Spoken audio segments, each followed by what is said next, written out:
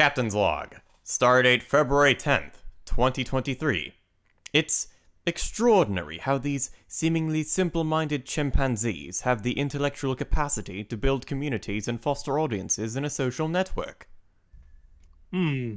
Quite so. Although they don't seem to grasp how to not stick their dick in crazy and screw up their cushy lives, though.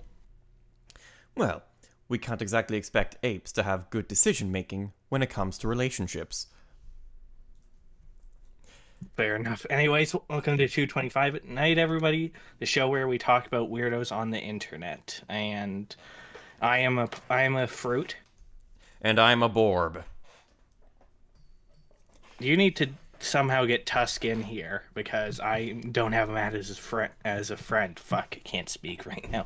Yeah, no worries here. I'll go ahead and get that started. Yeah, but tonight we're going to look back on Mumkey Jones, one of the rising stars of. Oh. I didn't realize. Ladies and gentlemen. Yep. Okay, Scuff Stream. Ladies and gentlemen, Tusk. That's my name. Don't wear it out. If you do, I'm gonna have to charge you extra. All right. Well, anyways, as you were saying, Pineapple.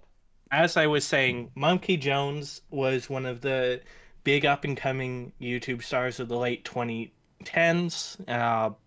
He went from just being a niche channel making edgy comedy videos to making quasi documentaries on things like Elliot Rodger and Stupid Mario Bros. And a bunch of other things. However, as things were on the up and up, everything came crashing down, as we're gonna see. But but I think it's time to get into the actual material. Yes, definitely. There you go. I didn't even have to swear at you too much. Let's not start with this. Oh, yeah? Let's start with the videos thing. Okay, alright, sounds good. Oh, no, preview available, that's weird. Well, I guess I have to just send you the links, then. Oh, boy. Yeah, it's Google Drive being very, very scuffed. Indeed. Fucking Scuff Stream. Scuff Stream, yeah. I mean, to be fair, we threw together this whole show in an afternoon, so. Yeah, that's true.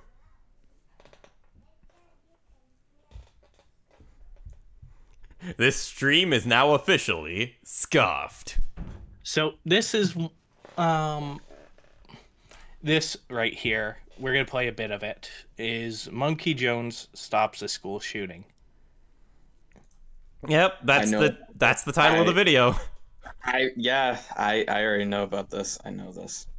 For some backstory, creator of Cool Cat, Derek Savage, was grifting money for a film that has still not come out called Cool Cat Stops a School Shooting. Mumkey Jones wanted in on this, offered to get his fans to fundraise it in exchange for him playing one of the sidekick school shooters. Derek Savage agreed, but then scammed people, so Mumkey Jones just made it himself. And this is that end result. Yep. So much, I'd say it's about time you met him. Oh, that can't be that even funny. Oh, that's the point. Oh, Yeah. I know. Yep, that's me. You're probably wondering how I got myself. Oh, into he this said. situation. Well, He it did all the started thing. 2 days ago when my Yeah, mom picked me up to school. I already don't like. I don't really like this. And this was the type of videos he made, along with...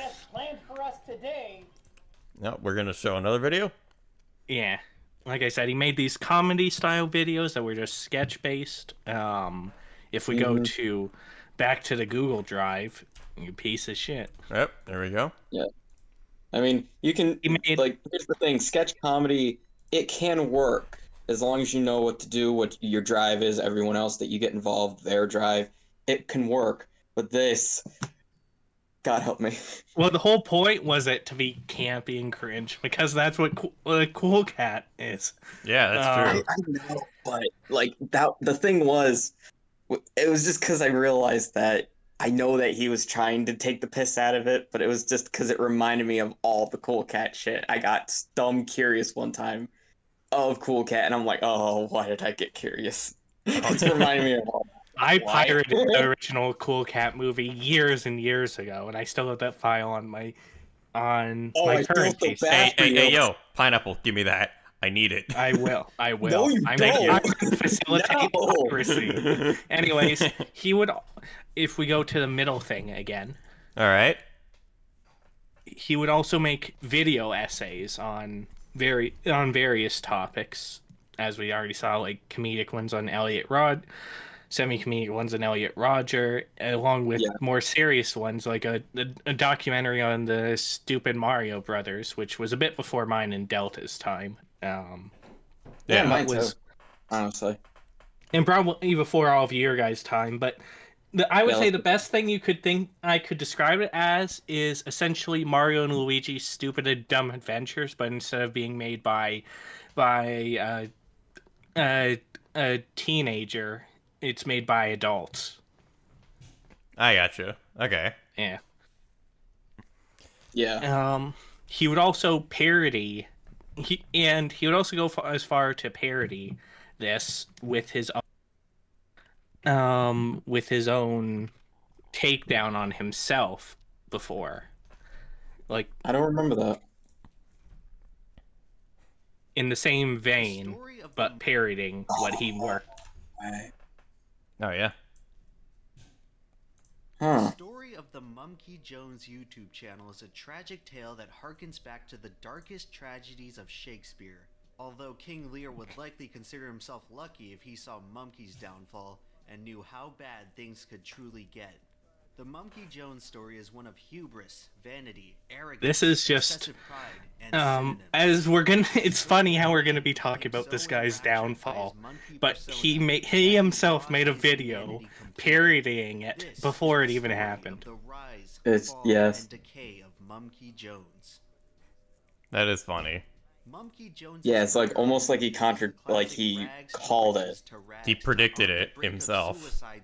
Yeah. Time and time again. And he didn't even know. It all started when a No one cares, 19-year-old Plushmaster. Yeah. college student named Jimmy began producing anime review parodies on Jimmy. YouTube. During this time, Jimmy was producing videos. Yeah, he also did the It was a creative anime reviews too. I Yeah, remember that was how he got his start. That's how he got it. Yeah, that's how he got Doing it started. anime reviews. Mock anime reviews, not genuine ones. Oh, yeah, mock anime Yeah. reviews. All right. Yeah, because there was a whole thing that happened years later where a anime like clothing kind of company they sent him stuff to review. They thought that he was a Genuine anime reviewer, and Yeah. it didn't. And he wasn't. yeah, and then that's what got his Twitter, completely poof. Made me want to kill myself. Suicidal thoughts made me want to kill myself. Anyways, Alright. like I said, he would also, the creative output would also take a form of, and if you could go back to the damn Google Drive, his Diary of a Wimpy Kid parody, Diary of a Supreme Gentleman. It's Yes, the it's one an where actual book. the one, oh yeah, the one, well, trying to. I No, remember that. Well, It's a yeah, full-on. I know, but he was trying to make it like so it'd be on like shelves and everything. Yeah, but that could never happen. Yeah, that could never No. happen. Yeah, but I remember this. This is him trying to like parody. Actually, I think he did a video where he was trying to say that Greg and the writer, the author, He came to sociopath? he came to the conclusion that Greg Heffley was a sociopath, and because Jeff Kinney based Greg off of himself, ergo. Yeah. There you And go. I'm pretty Jeff su- Kinney is a sociopath, apparently. And I don't know know. Jeff That's Kinney probably not. wasn't happy about that because it Oh, got yeah, parroted a lot. Oh, yeah. Anyways, I'll let you read a bit of this. All right. Okay, here we go. It's like it's like the protagonist of Hatred. Here we go. Humanity, All of my suffering on this world has been at the hands of humanity, particularly women. Throughout my miserable life, I have been subjected to rejection, isolation, World of Warcraft withdrawal, and mouth burns from vanilla lattes. Actually, that third one's not really that bad. True. Yeah, the World of Warcraft withdrawal? It's not that bad. This endless suffering has opened my eyes to the brutality and twisted nature of both humanity and the world. And with this diary, I intend to expose these truths to the masses. Okay, if I keep doing that, my throat's gonna die.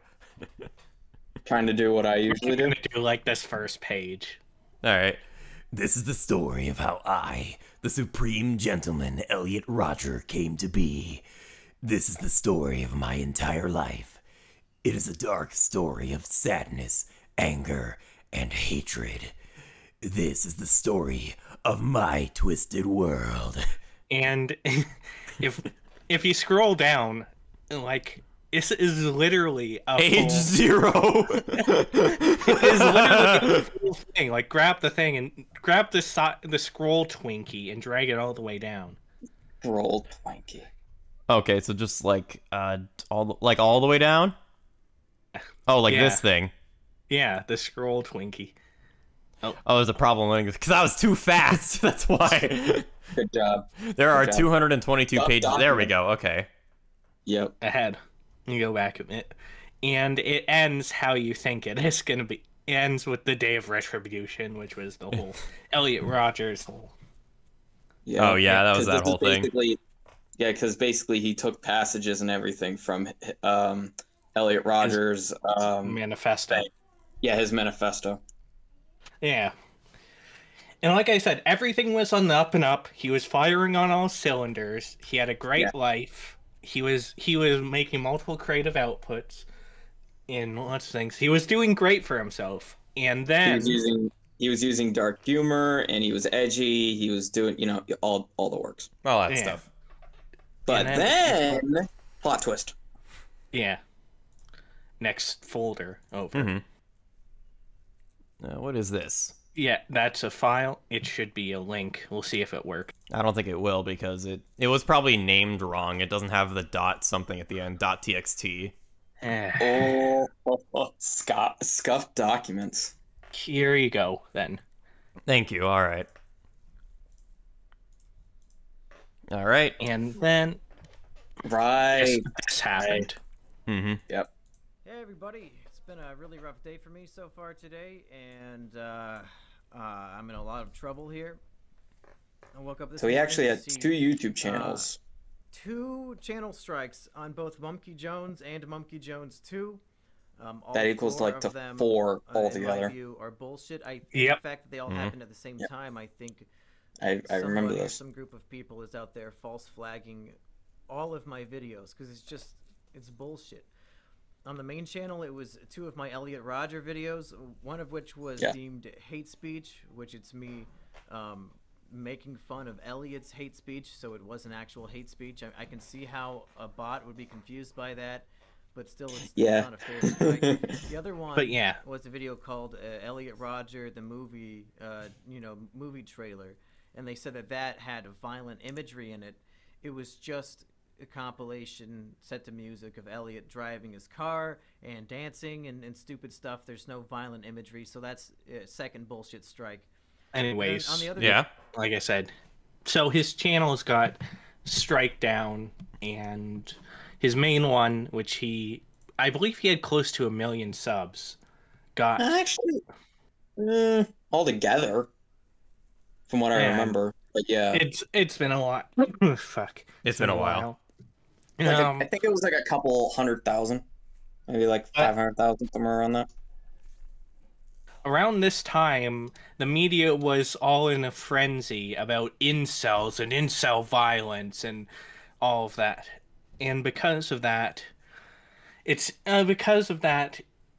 allegedly, there was seminars with Mumkey Jones's videos being used as examples of incel videos, and because of that, YouTube took them down for that very reason. Now, this has never been outright confirmed as what actually happened, but there is good evidence that that leans to that All we right. don't have here because it wasn't in my sources. I just remember that from at the time.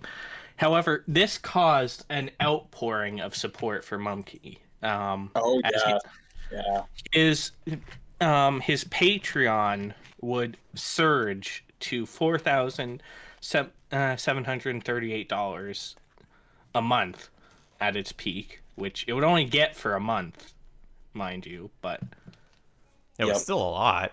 yeah. And It if you go is. to the next one,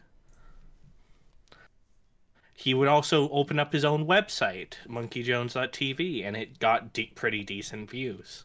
Mm-hmm. And it was on videos. And it was also to re-upload some of those videos right there. Yeah. Yeah, all of them. Yeah, Yeah, all of them just there. Mm-hmm. You're gonna have to He's send the also- link to the next video, I think it is. I'm aware. I'm getting that to you now. All right. He was also streaming on Twitch as well. Yeah, there we go. There we go. And because of this outpouring of support, he would make this video and upload it on his Simeon Jimmy channel, which is still there today, which he was getting around at the time by saying his, at the time, girlfriend Sheep Over was the one running the channel. Yes. Oh, interesting.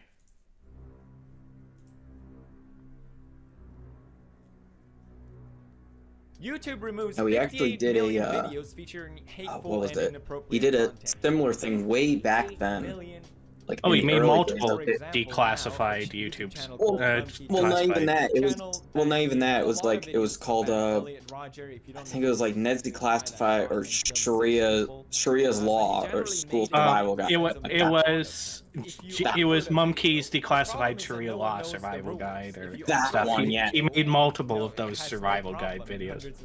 Yep, and then they got it knocked it. I think it knocked those videos down or his channel down. But then there was the thing where it was called Trust Flaggers. Yeah. And literally after he showed up on a show on a like I think it was like a podcast or something like that. Banned from YouTube. In fact, 2 of his channels were completely terminated for violating the community guidelines. And then all of a sudden it was like right after. Then he got like a tweet from that one, and then they put a appeal to YouTube, and it was back. So. Yeah, but Trusted Flaggers was gone at that point. So. Oh yeah. Yeah. Oh yeah. Thankfully. I just want to make people aware. No, not thankfully. That Oh, was not thankfully? everywhere. Oh, right. As some Yeah. kind No, of end of year no, mass because they were purge. good, because So they Merry knew it was Christmas like to Mumkey because Jones they from weren't Susan bots. Wojcicki. Oh, I They see. were Yeah. they were a rogue, essentially a rogue employee within YouTube who would actually intervene on behalf of creators. I was actually a really Okay, big fan actually, of that Clinton was- reviews, but, yeah, that's if you not happen to good be that it's watching gone this, dude, then. didn't I wish know they he kept was such that. a dick. So, Yeah. Well, it was I just guess one the only thing I guy have to say who in could relation to do that it. is, go Yeah. fuck Yeah. yourself, Okay. you salty ass cunt. So Mumkey Jones, someone who had a large Like part I in the said, creation he of my got YouTube channel, support received from 6 Tim YouTube Pool, guideline strikes someone on who his main channel is and his kind- second channel, is big which in, then like, led to his channels being deleted from YouTube. He's Not that I a don't like Mumkey political anymore, but rather news he's guy. no longer a Got support from creator on his PewDiePie, website. On December 11th, Turkey Tom, 2019, who's quite Turkey big Tom. nowadays. were terminated by Mm. Yes, he out of is. the blue, after he received 3 strikes on both of them without any real explanation.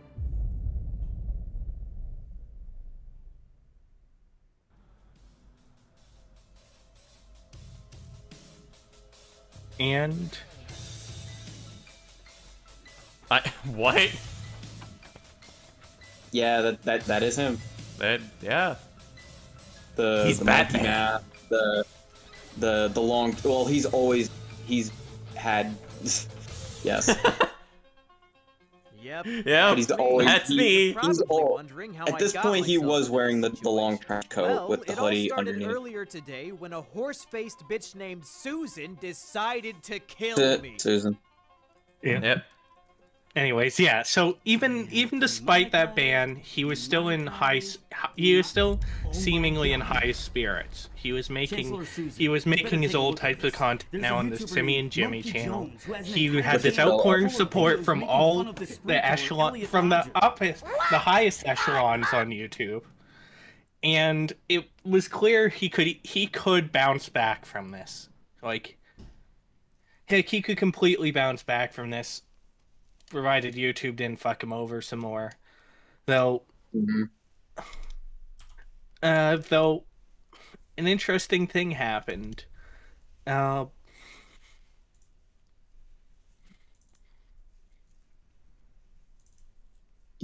Here we go. Mumkey Jones was doing. Had, like I said, he did multiple things. He was doing 2 podcasts. He was doing State of the YouTube, and he was doing Boomer versus Zoomer with someone named Asterios Kokonos. Yep, that's the guy in the middle. Yeah, and this was a New York live event of Boomer versus Zoomer. Interesting. Now, Monkey after the event was just essentially at a bar in the area, with people who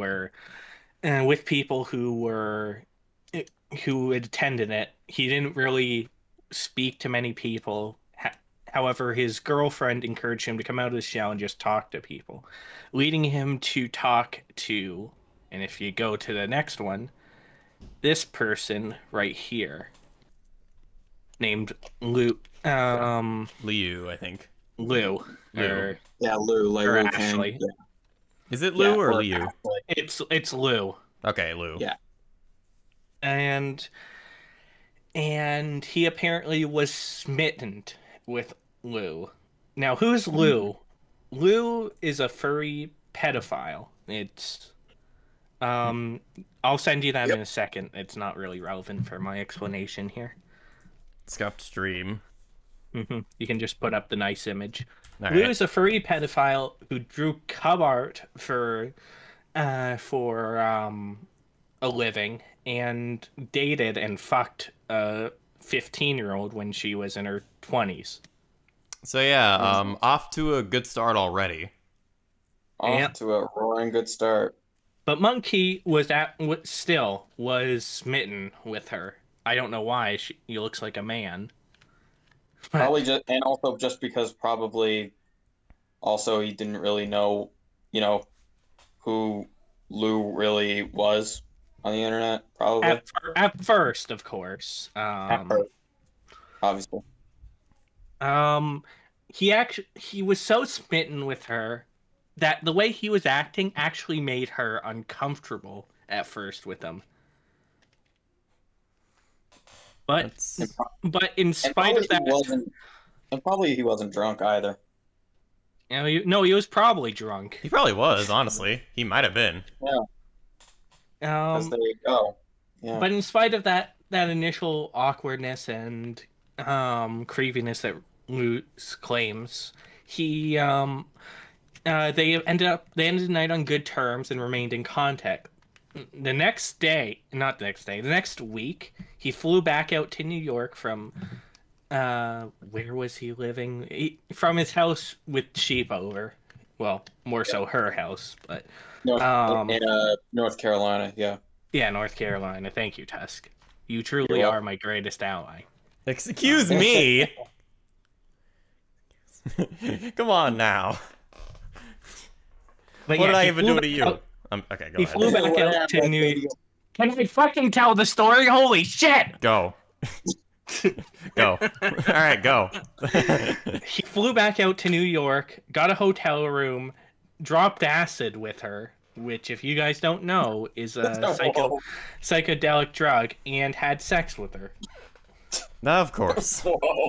What a trip. I know, it sounds bad. It is, but you just get like high off acid and it's like, what do you do? Let's just, let's do a little hanky-panky. Let's do some horizontal mambo. Like I said, he was still with sheep over his girlfriend at the time. He was living in her house, and she was essentially funding him doubly so, given the turmoil that was now in his life. How, in spite of this, Mumkey, as a parting gift, gave her one of its shirts and bought her a nice necklace. And and according to Lou, he made it clear that it wasn't to pay her off for her silence. It was just for her to. It was just him saying, "Hey, I like you, so I'm giving you this." I see. Mm.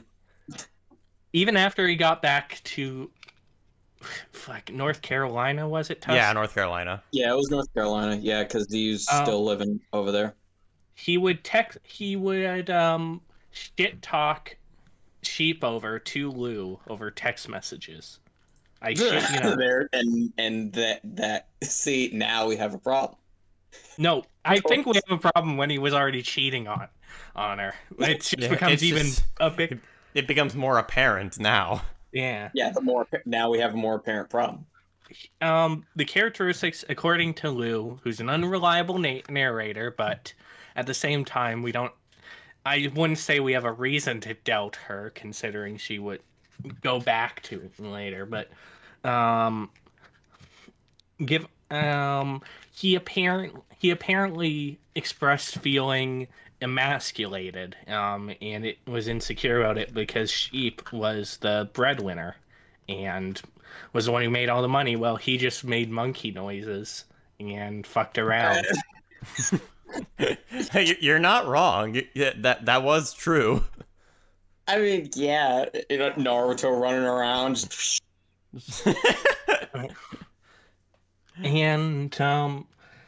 And moreover, this insecurity also was in the bedroom, where he felt like he wasn't being the alpha, he wasn't being the dominant one in it. Apparently Sheepover was unwilling to do some sexual things Mumkey wanted to do, and apparently when Monkey in mid-sex expressed that he was the one taking dominance in the relationship, she laughed at him.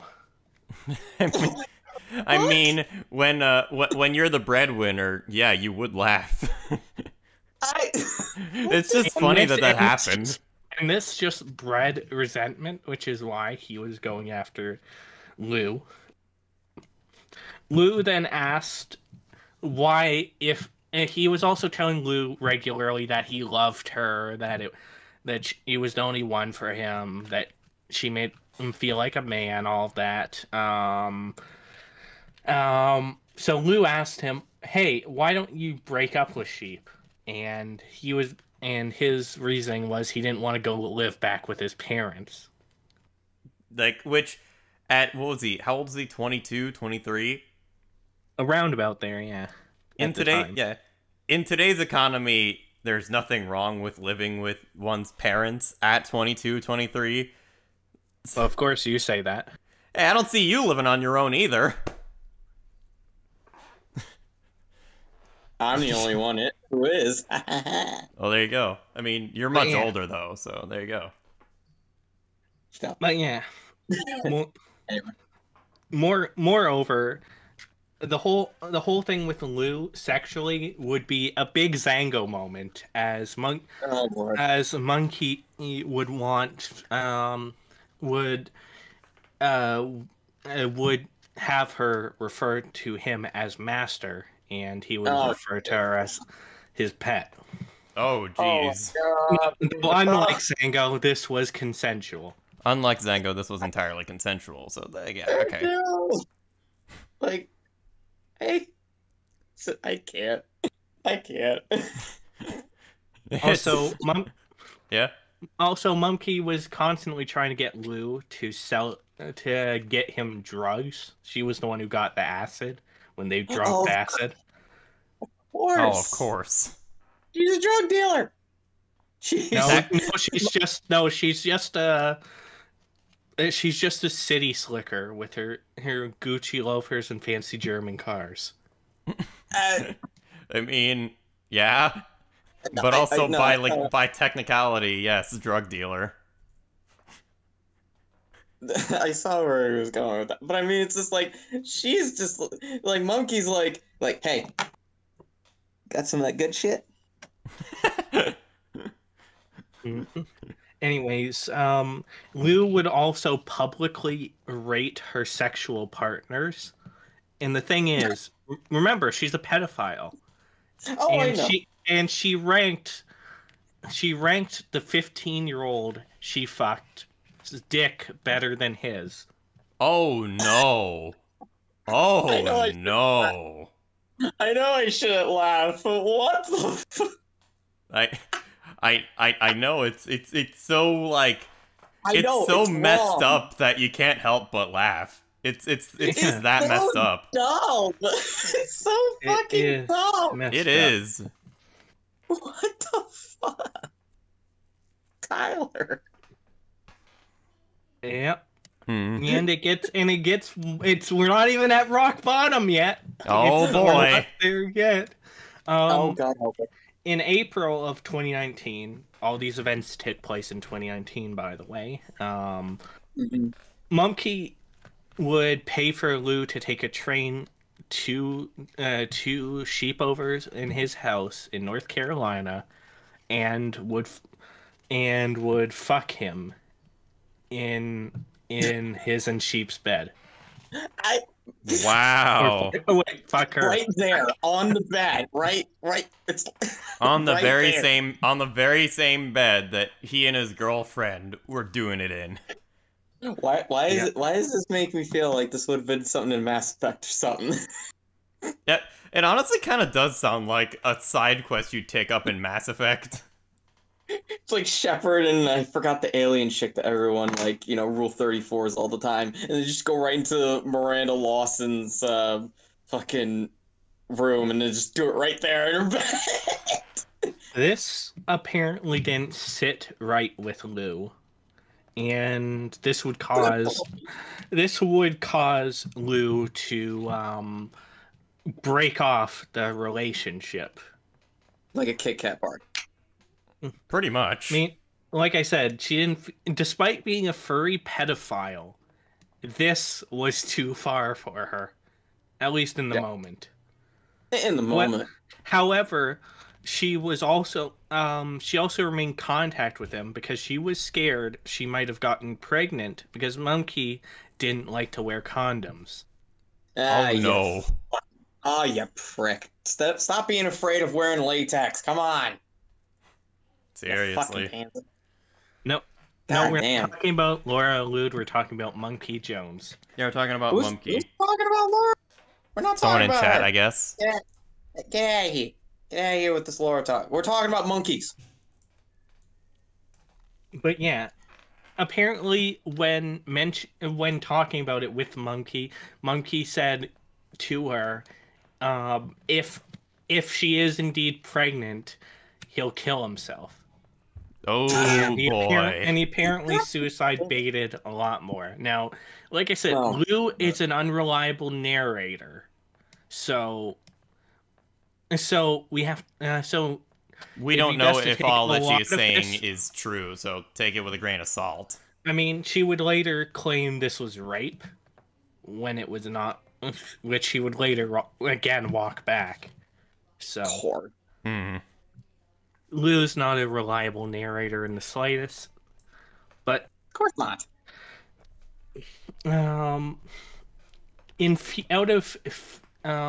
of fear that this would get back to Sheepover, Mumkey would confess to her about this, and he would also make his depression chamber video on it. Oh, so that's where the link comes in. Okay. Yeah. Exactly. Yeah.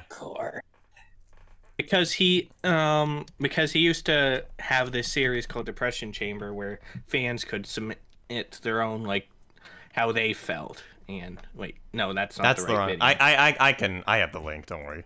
I have it. Okay, sounds pretty good. All right, here you go. There's no video, so you can just leave the nice image up. Okay, sounds pretty good. Successful YouTuber making. Oh, there you go. Hey everybody, this Anyways, video is I not would going put this to at 1.25 speed.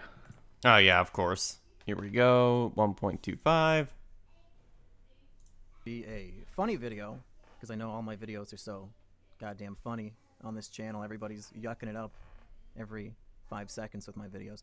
But I wanted to go a little bit old Nah, I don't know school about today. nowadays.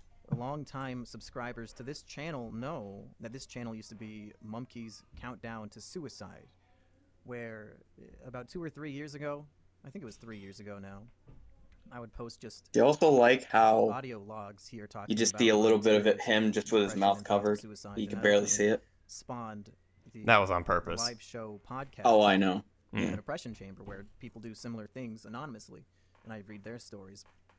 And I thought I would bring it back today because I think it's fair to say I am at the lowest point in my life, and I've always been one to be open. Can you to my guys hear the audience and audio just share fine? My inner turmoil. I can turn it Right, up. folks. And I've got a lot on my mind, really, this whole last year. And I feel like I So owe yeah, it to you he's guys just to open talking up and about talk his about it. feeling. Yeah, Yeah. him making the biggest mistake of his life, and it's like, well, you Yeah. did it. This is Yeah. all because you couldn't stand the feeling of latex, and it's like, get over yourself. No, it was more so because he cheated on his I on know, his that was a provider, joke. on his Yeah. girlfriend who was willing to provide everything for him. And I know it. Anyways, let's continue. All right. That's Really, it stems back to not even the Susaning, but Black Friday of last year. I think Black Friday of last year is where I must have slipped into an alternate dimension where all the good things in my life become the bad things. Because Black Friday was the day I got a Discord call from Asperger's girlfriend, and the rest of that, of course, is history. And it really set off a chain of I remember reaction, that. just the worst and worst shit. And we're Just a not going to couple go weeks over later, that I because that's its own Lost story. my dream Yeah. career. Yep. Had all of my channels taken down, and I know it's been literally 5 months since that happened, and I should have moved on by now.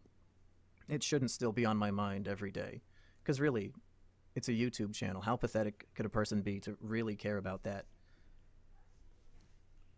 But I feel like 2018 up crazy until people out Black there. Friday was the best year of my life. I feel like all of my wildest dreams and goals had come true. I was a successful YouTuber making plenty of money doing it. I had so many great friends. It was the day before, I think on Thanksgiving even, or maybe it was on Black Friday, The Wheel of Punishment 2 came out. One of my favorite brain children, a show where me and two of my best friends in the world, Which was an stupid a shit classic together. Filthy Frank style video. and it's a lot of fun. Filthy Frank iDubbbz, like But then that like very same Deadly day the video Twister. came out, or maybe the I day gotcha. after, I don't Mhm. remember. I lose that best friend in a horrible way. And then shortly after I lose everything I'd built up, my whole career, I'd spent 3 years, which I guess, might not seem like very long if you're an adult, and not a 23-year-old retard like me, but to have had so much success in a field that I always dreamed of being in, and to have it stripped away so fast in a way that is completely unfair. It's hard to get over it. It's hard to get over it. And I imagine 99% of people would probably be over it by now and would be happy with what I have currently. But so I've I been think really you get the struggling. point. It is just him.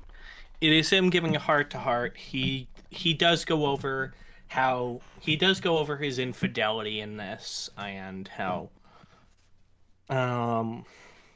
he says he did it out of his depression, which I can believe in so much, but I can believe that contributed to it. But it seems like there were relationship issues that he didn't get resolved, so he went behind his girlfriend's back. Yeah, there were other factors at play besides his depression. More petty stuff in the relationship. Like, he was desperate. Like, he was desperate as shit. That much is true. Yep. Mm-hmm. Because who else Anyways. would be behind their partner's back, trip on acid, and think that's going to be the roller coaster that they need? With Well, cheat on their partner with Lou of all people. Yeah. Yeah. Anyways, I think, like I said, we get the point from this. Yeah, we get the point. Mm-hmm. It's self pity, but it's It is. I wouldn't go as harsh as if you go to number 4 there. Mr. Meatman would release this video, which is a comprehensive video on the Mumkey's infidelity, and actually where we got most of our information on the early stuff from. So, and because of however, you need to keep in mind it's a good video, but you need to keep in mind the biases of it. Yeah. He didn't like Mumkey for personal reasons, and he goes out of his way to paint Mumkey in the most unfavorable light possible, which, given what Mumkey's about to do at this point, it was certainly well received. But like I said, looking back, it is biased. But it is biased. It is the most comprehensive collection of information on both Lou and Mumkey in his infidelity. So, all right. Mm-hmm. Anyways, we go to the next one. Mumkey would mention going to the doctors to get prescribed antidepressants in this tweet here, and with someone having seen the video, they say, and someone can. All right. I guess I'll read this. Yeah, and then I'll be Mumkey. Okay. I mean, that's fair enough. Why I'm taking all this with a grain of salt. I've met people that seem totally fine, but then turn out to be really heavy with drugs. It's still weird to me that you knowingly went out with a furry. I used to be best friends with guys who talked openly about jerking off to Lolicon. Do I seem like the guy who wouldn't be friends with someone because they're gross kink shit? I'm a social retard. I'm in no position to be picky. Oh, wow. Time out. Yeah. Just because you're socially awkward, that doesn't mean you should be. This is Mumkey in a depressive. It is Mumkey. But it's I'm just Mumkey saying, in a depression. Depressive at this point. So. Yeah. But even other depressive people would have just Yeah. But. Anyways. And again, at this time, murmurs about a sex tape, if you hit next. A sex tape being leaked, sex tape existing, with this being a frame of it. Oh. Just him looking at the camera. I don't like that. I don't like that. I don't need that in my sleep. Just turn over, just be, and all of a sudden I see that. No. Oh, no. Yeah.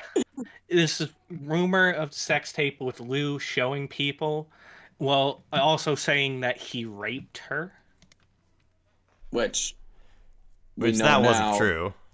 Yeah, because of what's going to happen. We know that's not true. Anyways, and then, like I said, Mumkey would then respond with this.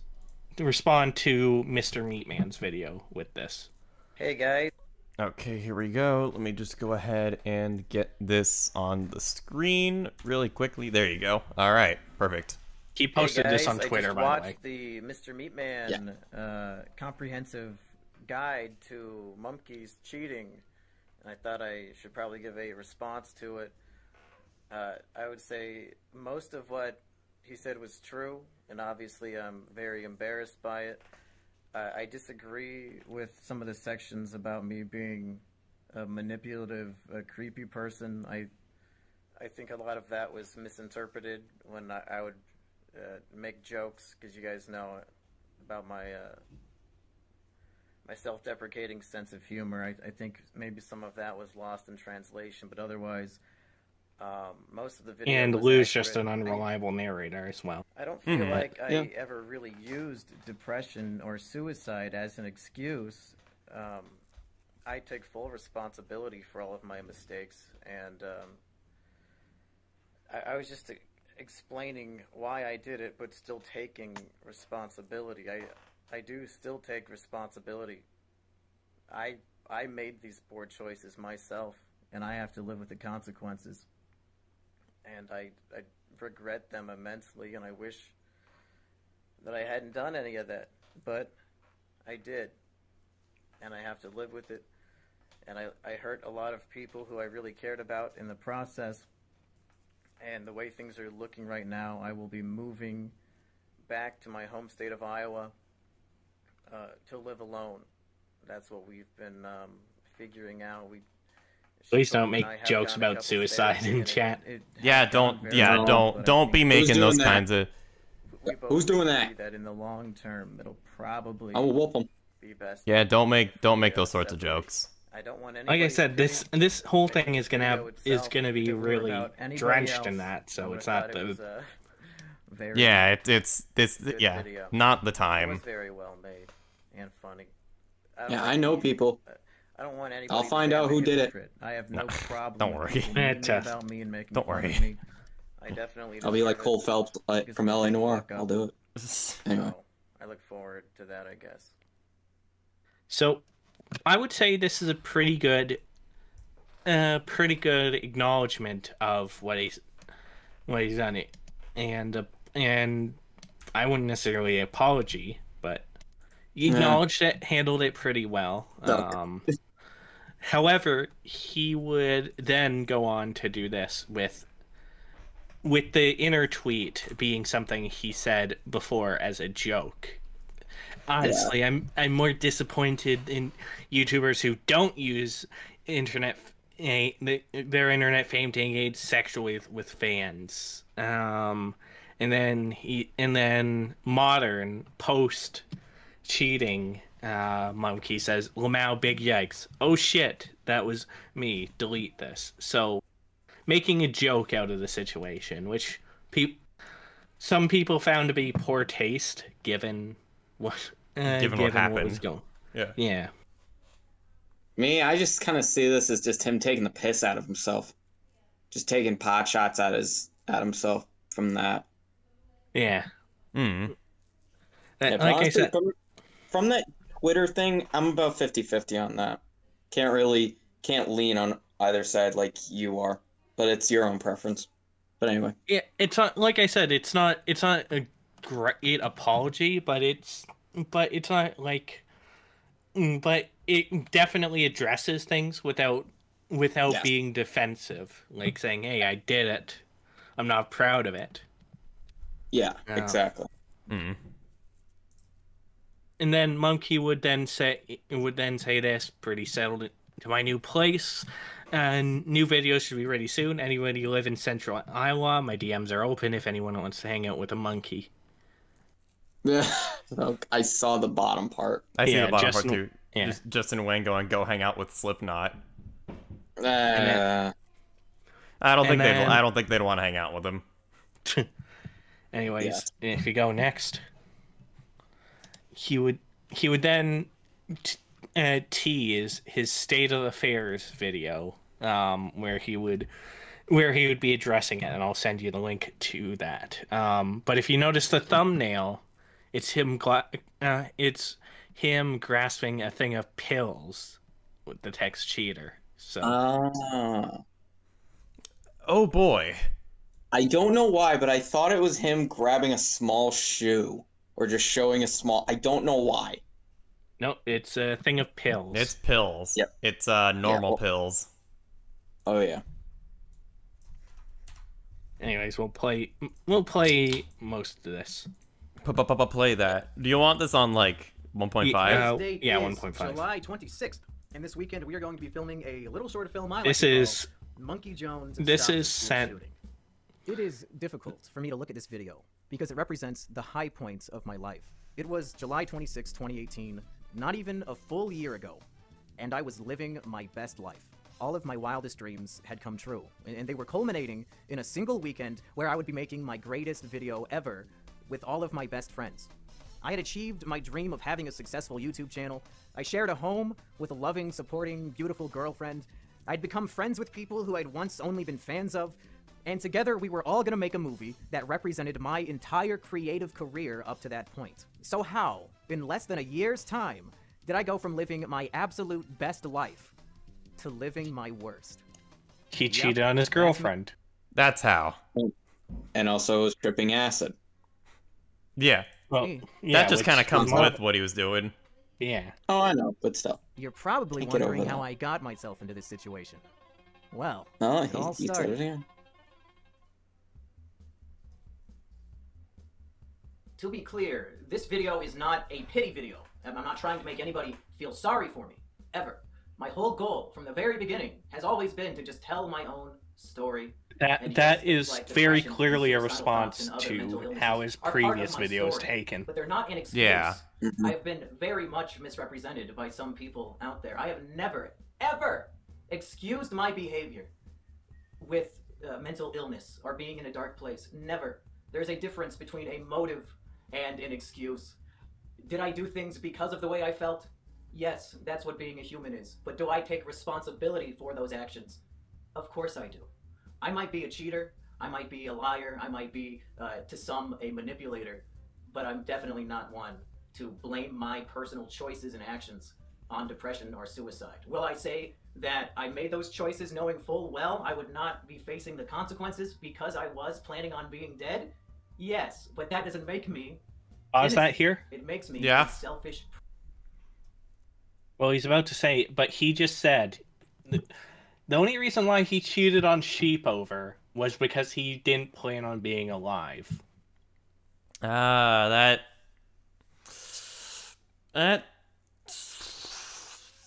At Yeah, this point, at this to face point. the consequences. Yes. that's not that doesn't really make any sense. It's like face. Yeah. It's like he thinks of offing himself before he cheats. That makes no sense. Like that makes no logical sense. No, he thinks he's gonna off No, himself, but by the time he was, the only way it makes sense is that because he regularly set he was gonna kill himself. He regularly said that he was gonna kill himself after Endgame came out. So to me, what this says is that he was planning to keep this under wraps until Avengers Endgame came out. So Did you really say that? yeah, he referred to killing himself as endgaming himself. He had also said that he was just waiting for his last thing he really wanted to do is see how it ended. Well, it hasn't ended yet. So Well, I mean, Well, still here. yeah. Prick. But that's what we're dealing with. That's what we've been dealing with. Is trying to overcome who I am and just be honest about it. And that's what I've been trying to do. And some people seem to hate me so much that even the honest truth isn't enough for them. So that's what I'm here to do today. Not to get anybody's pity, but to just tell my story of what I've been up to in the last month or so and what the future is going to look like. And I'll say right off the top, I know there are lots of people out there who He now says hate this me now. and think that I'm This is gonna change later. oh yeah, he says it's okay to hate me now, but then oh boy. Then he'll fall back on that, being like, actually, don't. Even up to a week ago, I Okay. completely agreed with Alright. you. I don't think I'm that great of a person either. Never pretended to be. I've always been an edgy comedian and entertainer on the internet. Why you would expect that person to have the virtue of a priest, I don't know. But my point is, I know people feel that way about me, and it's okay, and I don't blame you. I don't blame anyone for the way they feel about me at all. If you still want to support me, then that means, despite my faults, I'm still meaningful or entertaining to you, so that's awesome. If you hate me, you think I'm disgusting, you can't separate maybe art from the artist, or you just can't support or encourage somebody who has done bad things, that is also completely understandable. Some people will probably go on and build entire careers online just making videos about me and my personal life. and that is also fine. If I couldn't put up with it, I would just quit. So, no matter what your personal reaction is to any of this, anything revolving around me, I promise you, It's okay. interesting how Anything. he's, at this point, he's aware of his lolcow status. Not that he Yeah. wouldn't be, but he acknowledges that he's already garnered a Like a lolcow status. Yeah. It's already garnered a lot of heat. Yep. Yeah, But he's okay with it. That people would just make entire channels and make videos and all that, all about him and all that, and he's okay with it. At least That's he what he says that says. now. Yeah, here. That's what I'm talking. That's what I'm saying. Is okay, and we'll get into that. Not too long ago, Dick Masterson celebrated his 5-year anniversary of podcasting, starting about 5 years ago with the Biggest Problem in the Universe podcast.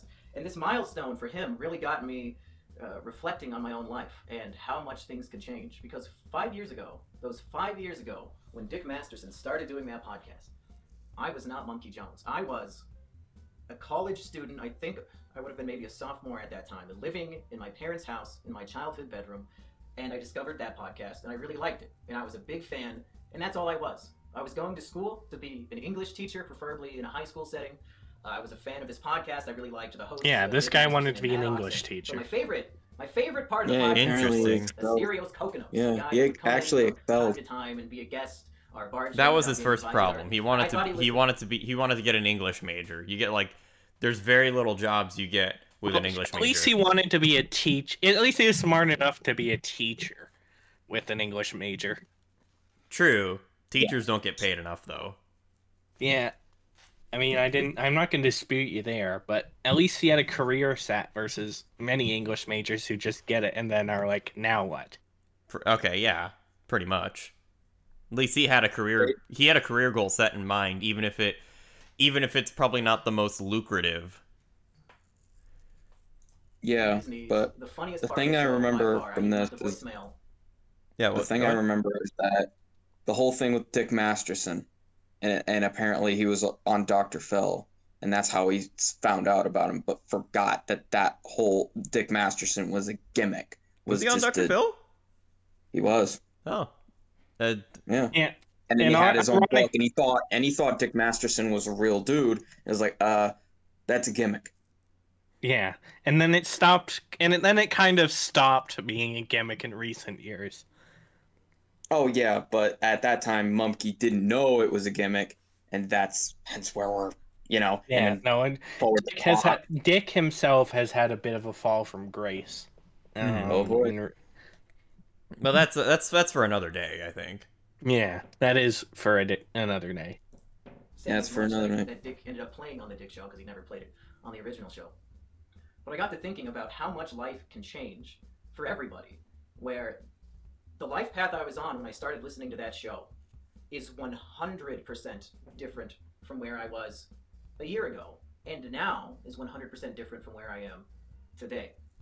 I went Yeah, from because you being screwed a everything fan up. with no name recognition, no character, no channel, just a fan of a podcast, to doing my own popular podcast with my favorite host from that show. I went from being a fan of a guy and listening to a show that he's on Asterios. to doing a show with him and having that guy be one of my best friends. Over the span of 5 years, that's just one of the many ways that everything can change. It would be like if any of you at home who just listens to me and Asterios or just watches my videos, it'd be like if 5 years from now, you and me were doing a show together, going on tour around the country together. You wouldn't even think that would happen because it just seems so random. Why would I have ever imagined as a student going into education, oh yeah, one day me and Asterios are going to go on tour? There's that doesn't cross your mind. Yeah, and the tour was what A year tanked ago, your career, when I was Monkey. filming that movie, Yep. Mumkey Jones Stops the School Shooting. None of this crossed my mind either. I never would have guessed that I would lose the channel, lose some of the friends, lose the house, lose the relationship. I obviously. mean, most All these things YouTubers that at that make my life time perfect. would have been like that. Wasn't really, In less than a year, it would be gone. Most wasn't of their it being dream, my it fault, just kinda some of it being out happened. of my hands, Mhm. but most of it being completely my fault. it's like And you it's hear it funny once that from all these I feel popular like I've YouTubers. reached the height. I feel like I've lived It's just like, my best okay, life. and And that has been painful because nobody should achieve all of their dreams at the age of 22, 22 or 23, and then have every single one of them destroyed. Yeah, He's but around, he like- destroyed them himself. Yeah, true. Yeah. Like he did destroy a lot of it himself. Like the whole Yes. the whole Bandit getting his YouTube channel banned, that wasn't his fault. No, but he, like I said, he could have bounced back. He just didn't. All he had to do is not fuck up his relationship with Sheep over. Even if that was going to fail, he could have handled that better. He could have, and without the fallout of this, and he wouldn't be tied down to a furry pedophile. Mm-hmm. Mm-hmm. And it's been difficult. And the last month, we went from the highest high last year. This last month has been the lowest low. And I'm not here to complain because spoiler alert, I am now at peace. I am now at peace, and we'll get into that. So he says. So he says. Yeah. Or autism bucks. You can still hate me. As soon as he says that, and it's like, yeah, if that's the case. Is that I'm just your entertainment. It's not just the things I write. At this point, my entire existence, just my day-to-day life. Sure, I don't know the French name. Yeah, who's that's the now point. outgoing, It's the that Dick now Show part of the is narrative funny for of this show that you're watching reason. on That's screen, why. because my whole life is That's just a why lie, just Dax Herrera called himself Dick Masterson. Because it's funny. So the last month has been very difficult, but I wanted to talk about the things that made it better. And first of all, one of my main issues is that I can no longer eat. This is back when I was still living in Raleigh with Sheep over, and just everything about my life was bubbling up inside. And I think it was just severe anxiety and depression coming together, along with like a mental crisis. But I couldn't eat and I really couldn't sleep. And for about 3 weeks straight, I was eating less than 400 calories a day. So I lost about a pound.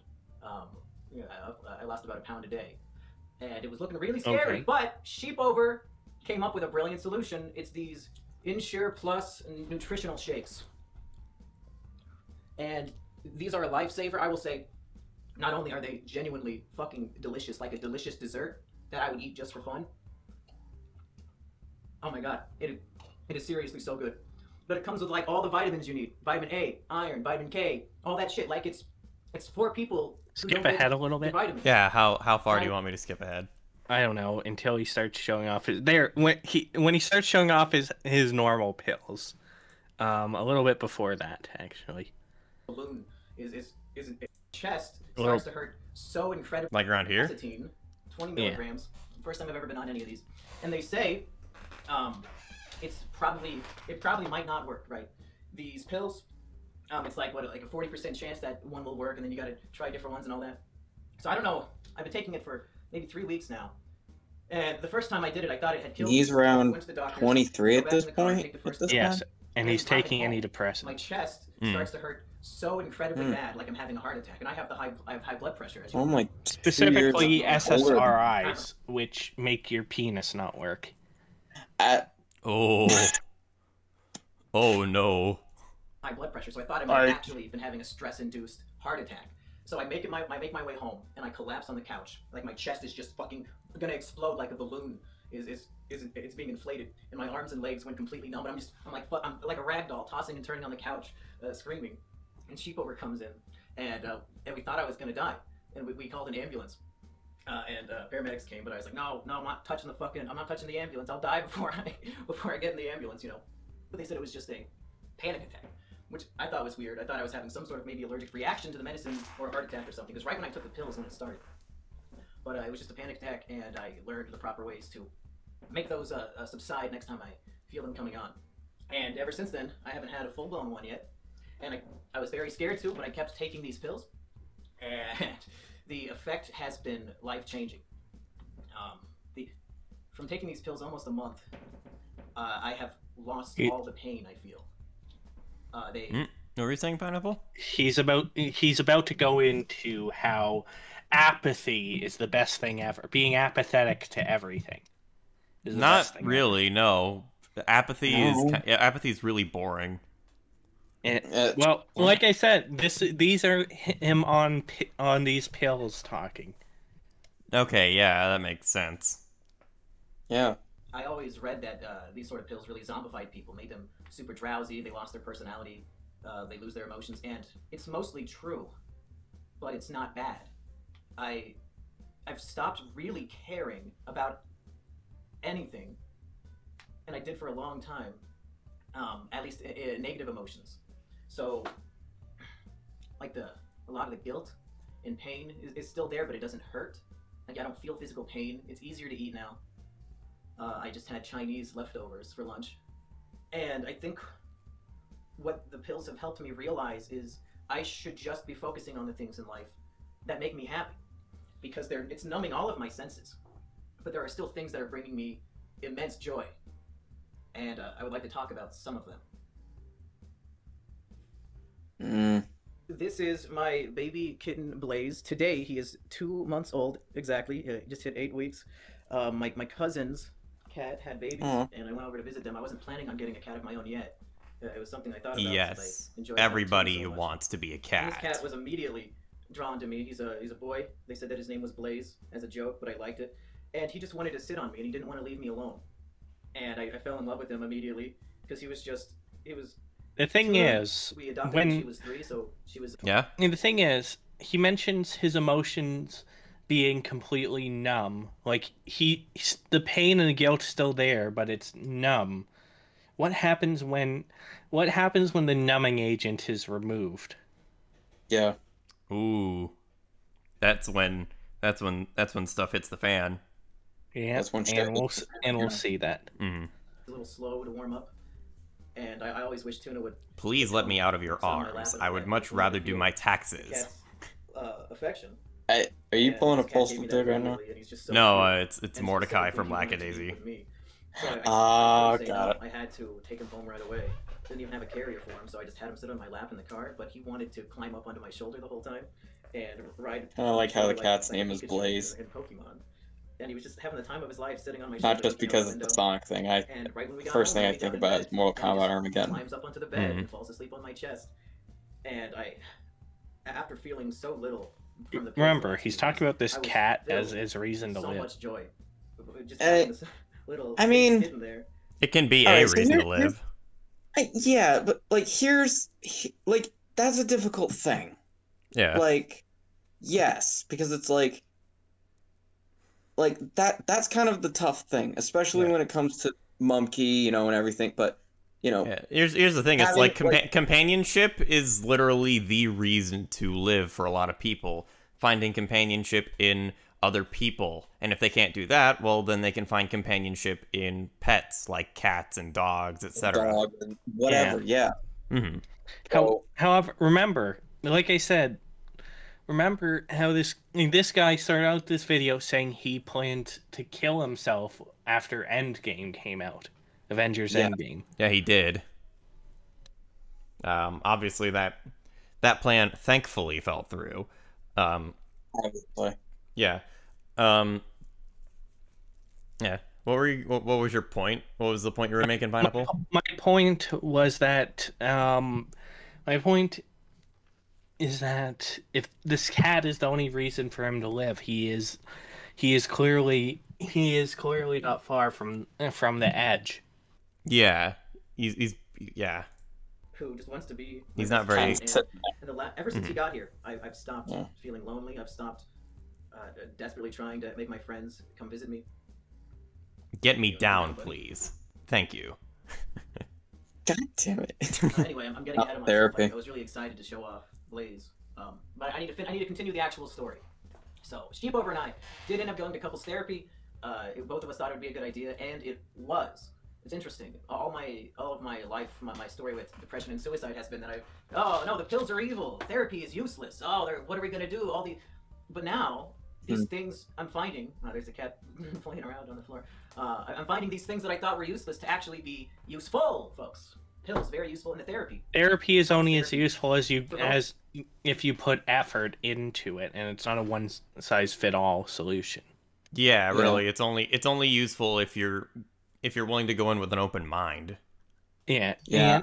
And like I said, these pills are mellowing him out for now, but he has not resolved the underlying problems in his life. Yeah, it's really more burying said problems when the thing to do is to solve them rather than just bury them and sweep them under a rug.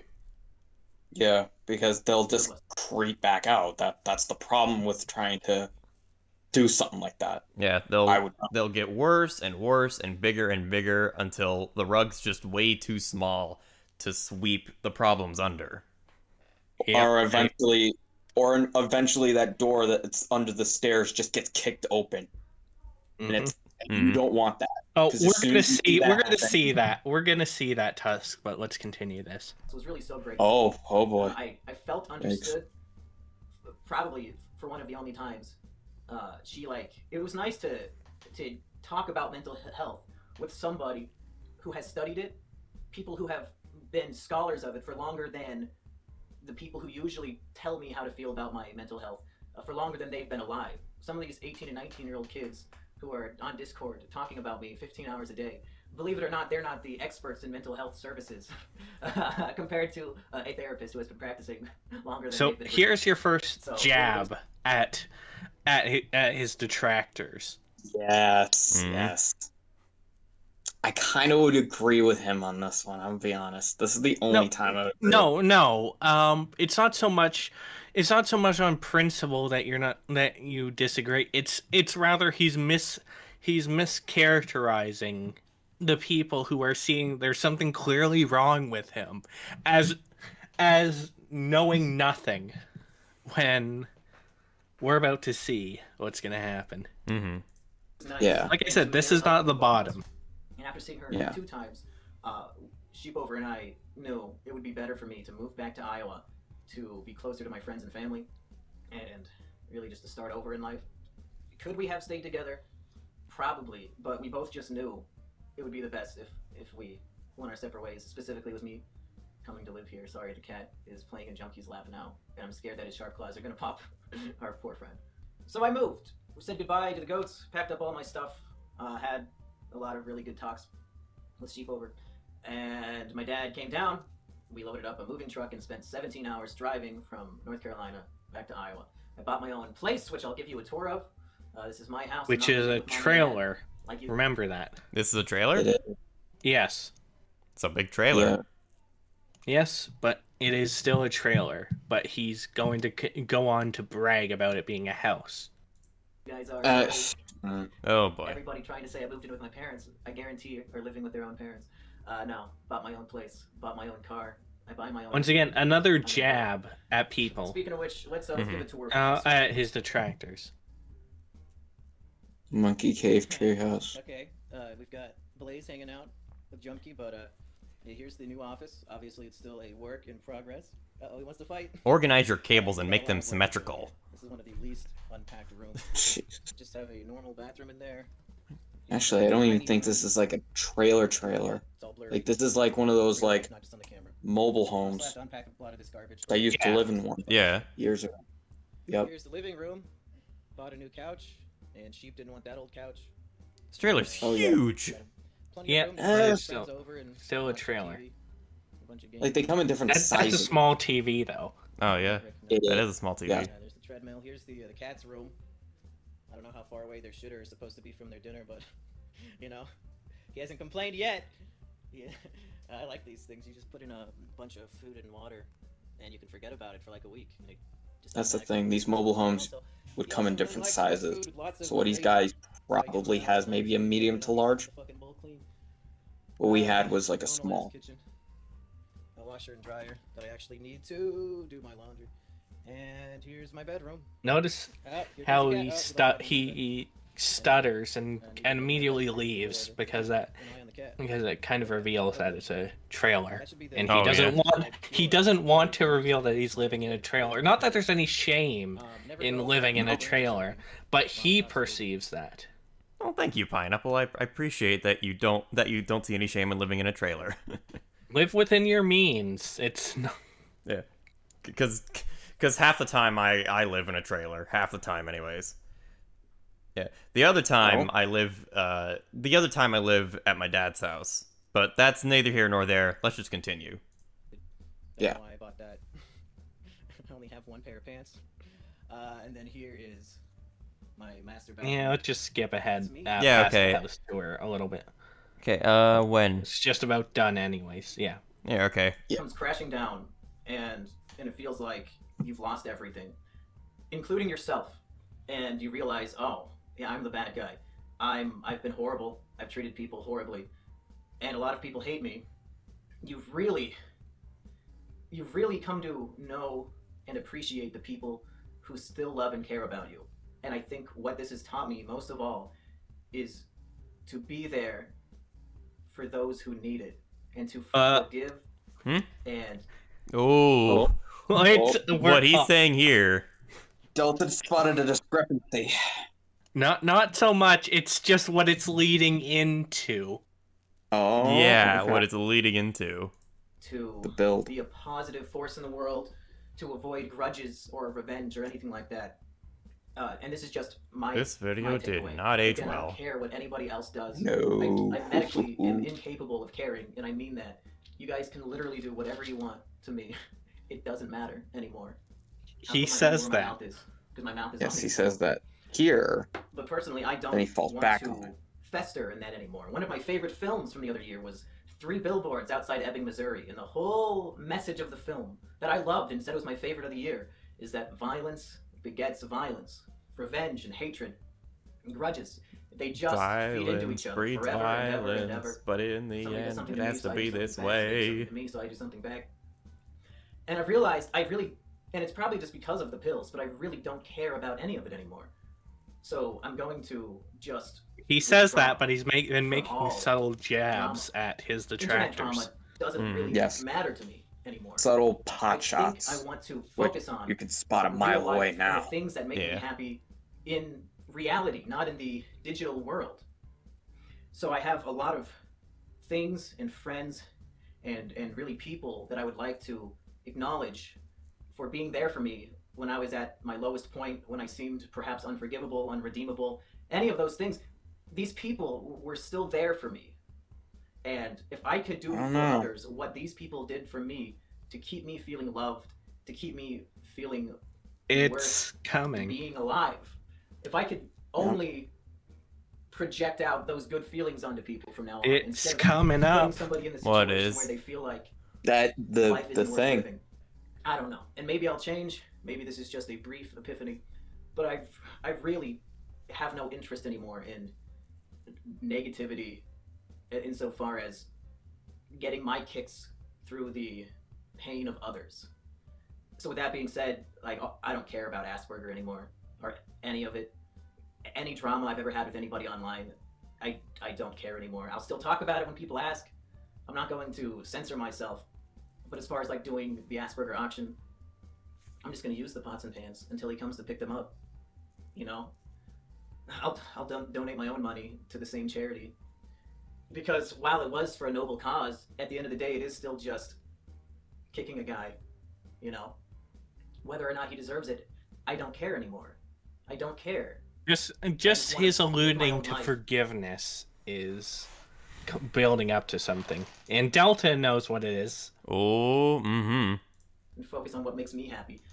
Not care about other people's opinions of me, and try to not tear other people Once again, down, this isn't gonna regardless age well. of if they Nope. deserve it. No.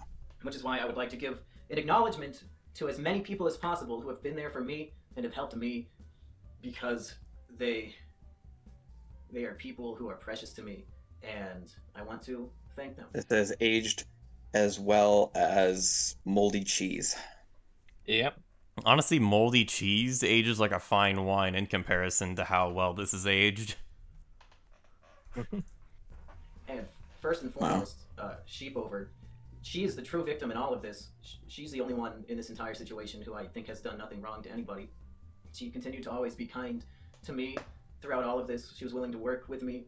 She was willing to He would randomly make sacrifices text so that I would be her, okay. by the way, even after things ended. Like the relationship ended, he would continue to randomly text her about his problems. Yep. Oh boy. And I've heard lots of rumors from people saying things like that. Oh, she also cheated on me. It's not true. Sheepover has, and I mean this, in the 3 or so years that I knew her, she has literally never done anything wrong to me, and that's what really makes this. Plus, she really never really horrible, knew what was that going I did on this horrible thing to her. until he fessed up. There's nothing I can really do to make the pain of other people go away. I could try my best, and I really have. But right now, I think the best I can do is hope to at least stop the pain from getting worse. So the people who think that she did stop the anything pain wrong- from getting worse. But he would, after this point, he would continue to text Sheep about his problems. Yes. Now, here's the reason why he would do this. It's because he thinks that he probably thought that they were still on good terms afterwards. Yet, I mean, you cheated. Yeah, Like, he you cheated cheated. on Yeah, he her. Like, cheated there is on her. no- I don't think like, they'd be on there good terms is- after that. Yeah, there is Nope. no good terms. Don't bother like texting her randomly about your problems. There is no good terms. Nope. Like, Nope. yeah. So that's the problem. Yep. This. She didn't. She's never done anything wrong to me. She never cheated on me or anything like that. It's just ridiculous. And she's now alone down there. And she's... If you are friends with her, like on Discord or anything, please be there for her. Be a friend to her so that she doesn't have to suffer in loneliness because of me. She's always been really great, and I've already... you guys don't really need to know all the specifics of what we've talked about. Nobody needs to know. Yeah. You can start to see his genuine sadness start to break through, but it's not getting through the numbness. Mm-hmm. But It's like I me. think she and I are on pretty good terms. She still sends me pictures of tuna all the time, which I really appreciate. Also, Asterios and Sarancha have been very kind and accommodating. I was supposed to be going on the Boomer versus Zoomer tour with Asterios these last few weeks, but then I was caught up in moving and being unable to even function as a human for a long time until I got my insurance, but I left it in the other room. So thanks to them for understanding and doing the shows without me, and Sarancha was evidently funnier than I would have been anyway, so it was probably best for the shows. Will I be doing the rest of the tour? I still don't know. I've got a lot of friends who have kept me company here, and they've come down as often as possible to hang out with me and to make me feel less alone. So I wanted to thank Biggs and Ashton. We're getting and there. my brother It's Patchy, and Yeah, his we're getting roommate, there. Mr. White, Yeah. and even guys online like Rusty Cage and Emp Lemon. They've been there for me, messaging me all the time to make sure I'm okay and to talk to me about what's Emperor going Lemon. on. Those two have been really great throughout all of this. Yep. He was Hey, part guys, of Yeah. And I he was feel like part of the State of the YouTube podcast. Yeah. Just give me a second and just keep this playing. I'll find the I'm going part to. specific. Okay. All my right. parents, obviously, my dad has been the absolute best. Yeah, just He finding drove finding the 17 part hours that's pretty much worth straight, pointing out. to help fix one of Yeah. my mistakes. Yes. Doesn't really give me much judgment. He just wants what's best for me. Both of my parents do, and they've made that clear that they're willing to help me get to where I need to be, and without too much judgment of my stupid actions in life. Oh, revenge. Revenge. Revengeance. Oh boy. Rules of Yeah, you know, nature. No, it's like the fact that it just said People are probably revenge. waiting, what, half an And hour it's like, now for me oh to boy, talk it's about like Ghost the Mr. Rider. Meatman video. I Or feel no, I've like already addressed Kratos. it on Twitter. I don't really have a whole lot else to say about it, other than like the main things he said, like the narrative of what happened was pretty much accurate, but I think some of the details were lost in translation, are mixed up, or really just interpreted intentionally to make me. All seem right, malicious skip and ahead to like 50 minutes in. 50 minutes. Yeah, Round here. just 50. Yeah. There you go. Let's see here. Will it load? different people. There you go. It will. The resolution of affairs. Okay, so what am I gonna do to make my life what I want it to be? One, I'm gonna keep making the videos and the podcasts and all that. I want to keep streaming on Twitch, all the things that I enjoy. Even if I stop making money from it and I go off and get a different job, these are still things that I want to do, even just for fun. This isn't me making a video begging you to let me keep my job. I've already said I don't care what you do at all. None of you could watch me ever again. Trust me, it's fine. I'm not focused on the internet anymore. I'm gonna. He says that. He videos on the says internet. that. He says But he's then- not focused on the internet, but yet He says Yeah. that, but then later on, it's gonna get like really messed up. Yep. big time. Yeah. Anyways, do you think it's time to move on to the next video, or No, should we? no, we're about to be Podcasts at. and all that.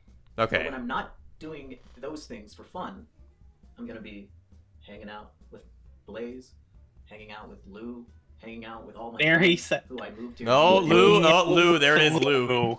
Hanging out with Lou. Hanging out with Lou. Yeah.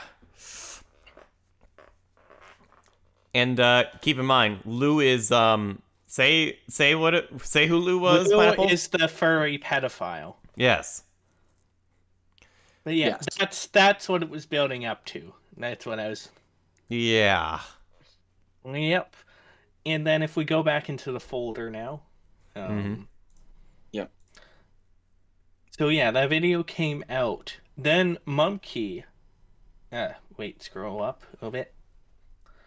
Number 13, right there. 13, here it is. Mumkey says, "Yo, if any of you guys live in the New York area and want to hang out while I'm in town for the first half of June, hit me up." Who lives in New York? Well, if you've been paying attention this whole time, you should know who lives in New York. Yeah, Besides Lou. me. Lou Yeah, besides lives me, in it's New Lou. York. It's Lou. And if we go to the next one, Yes.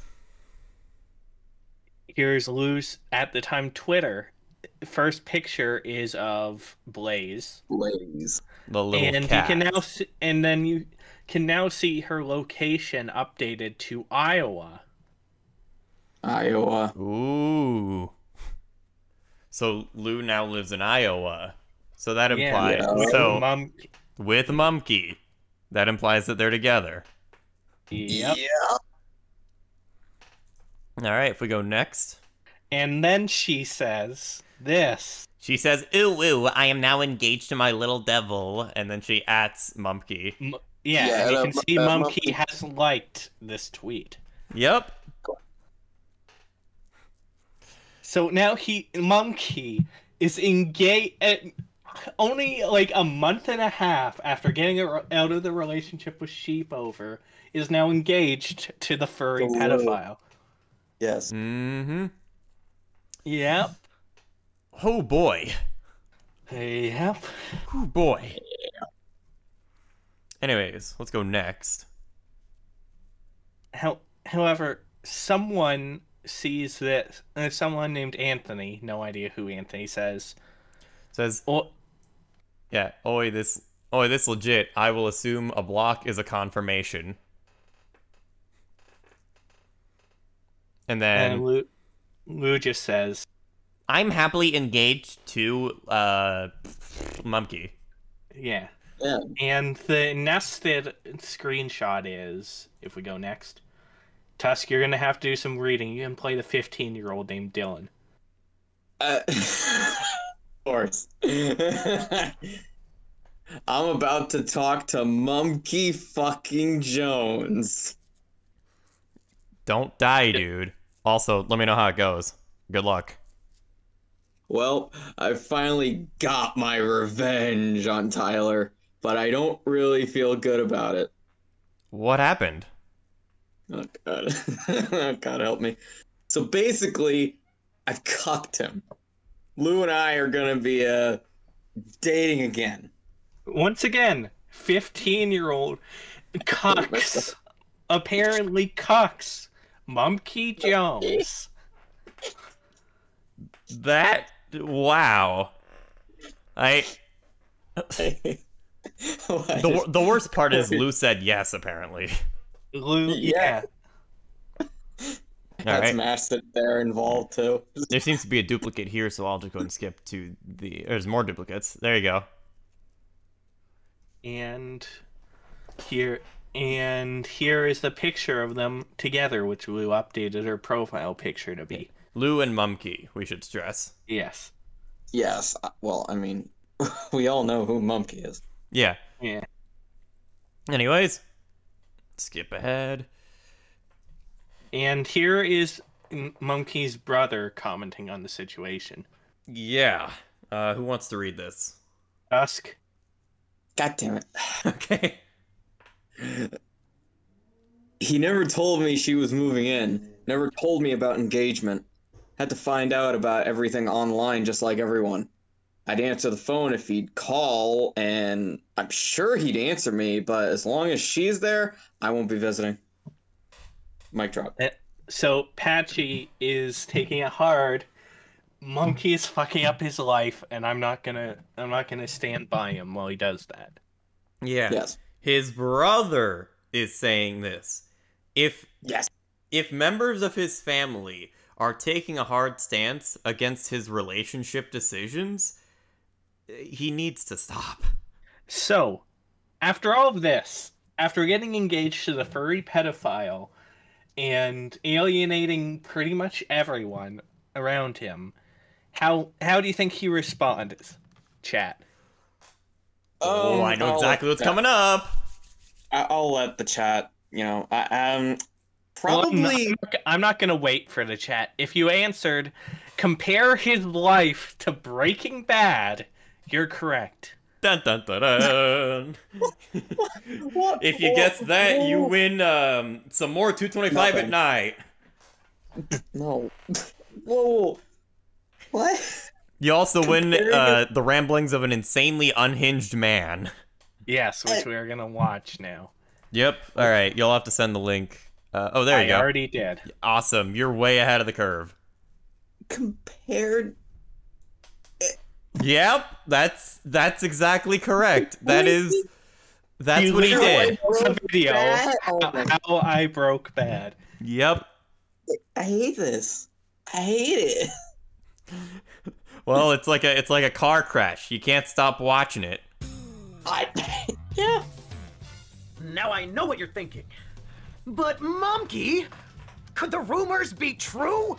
Have you really done this instead of being thing? this calm and collected, he's back to his monkey. He's a lot more energetic. Yeah, he's off his meds. Yes, I think so. Anyway, I think we need to play a few minutes of this, not sped up, just so we can drive the point. Mumkey Jones truly lost his mind, folks. Oh, could it be? Ah! Well, just look at him. He looks unwell.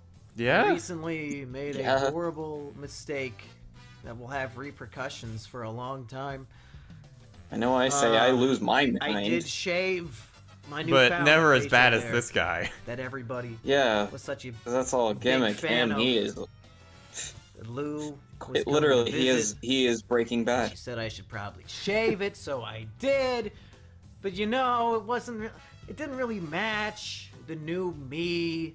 And even she admitted, that State of Affairs video, maybe that wasn't so bad. Like, just his mannerisms. Maybe and grow it back out. So how he looks we're in the process. are just so vastly different from his last one. I think 3 weeks to grow 5 it's like how he's rocking back and forth. And also a long time to get through this. Anyways, you can speed it up again. Sounds good. Yeah, it's basically he's going into his monkey persona when he has like the mask on. He says "Yang Gang." So a lot of people have been freaking out lately because of this tweet. Something, I don't remember what it says, something that says, I'm now engaged. Could it be? Could Mumkey Jones have proposed to the furry pedophile looks like he's tweaking girl that he cheated on Sheep over with? Would he really propose to that girl 3 days after she came to visit him in Iowa? Could that be? Yes. Is he that crazy, folks? What happened? Yes. Is it a meme? Absolutely he is. What is going on? What's going on, folks? That's my question. One way ticket to Clown World, and then get hit with the Men in Black forget-me-not machine. And I say, why are so many clowns around here, folks? Where did they come from? I don't know. You keep the clowns out of those. So my life lately has reminded me a lot of my favorite season of Breaking Bad, season 4. He said it. He said it. Breaking Bad. Phase of my life right now. He did, boys. He did. He said it. He's gonna say it a lot. The first half of season 5 is the glory days. It's Walter White taking back control over his life, and he's wildly successful. Everything goes perfect.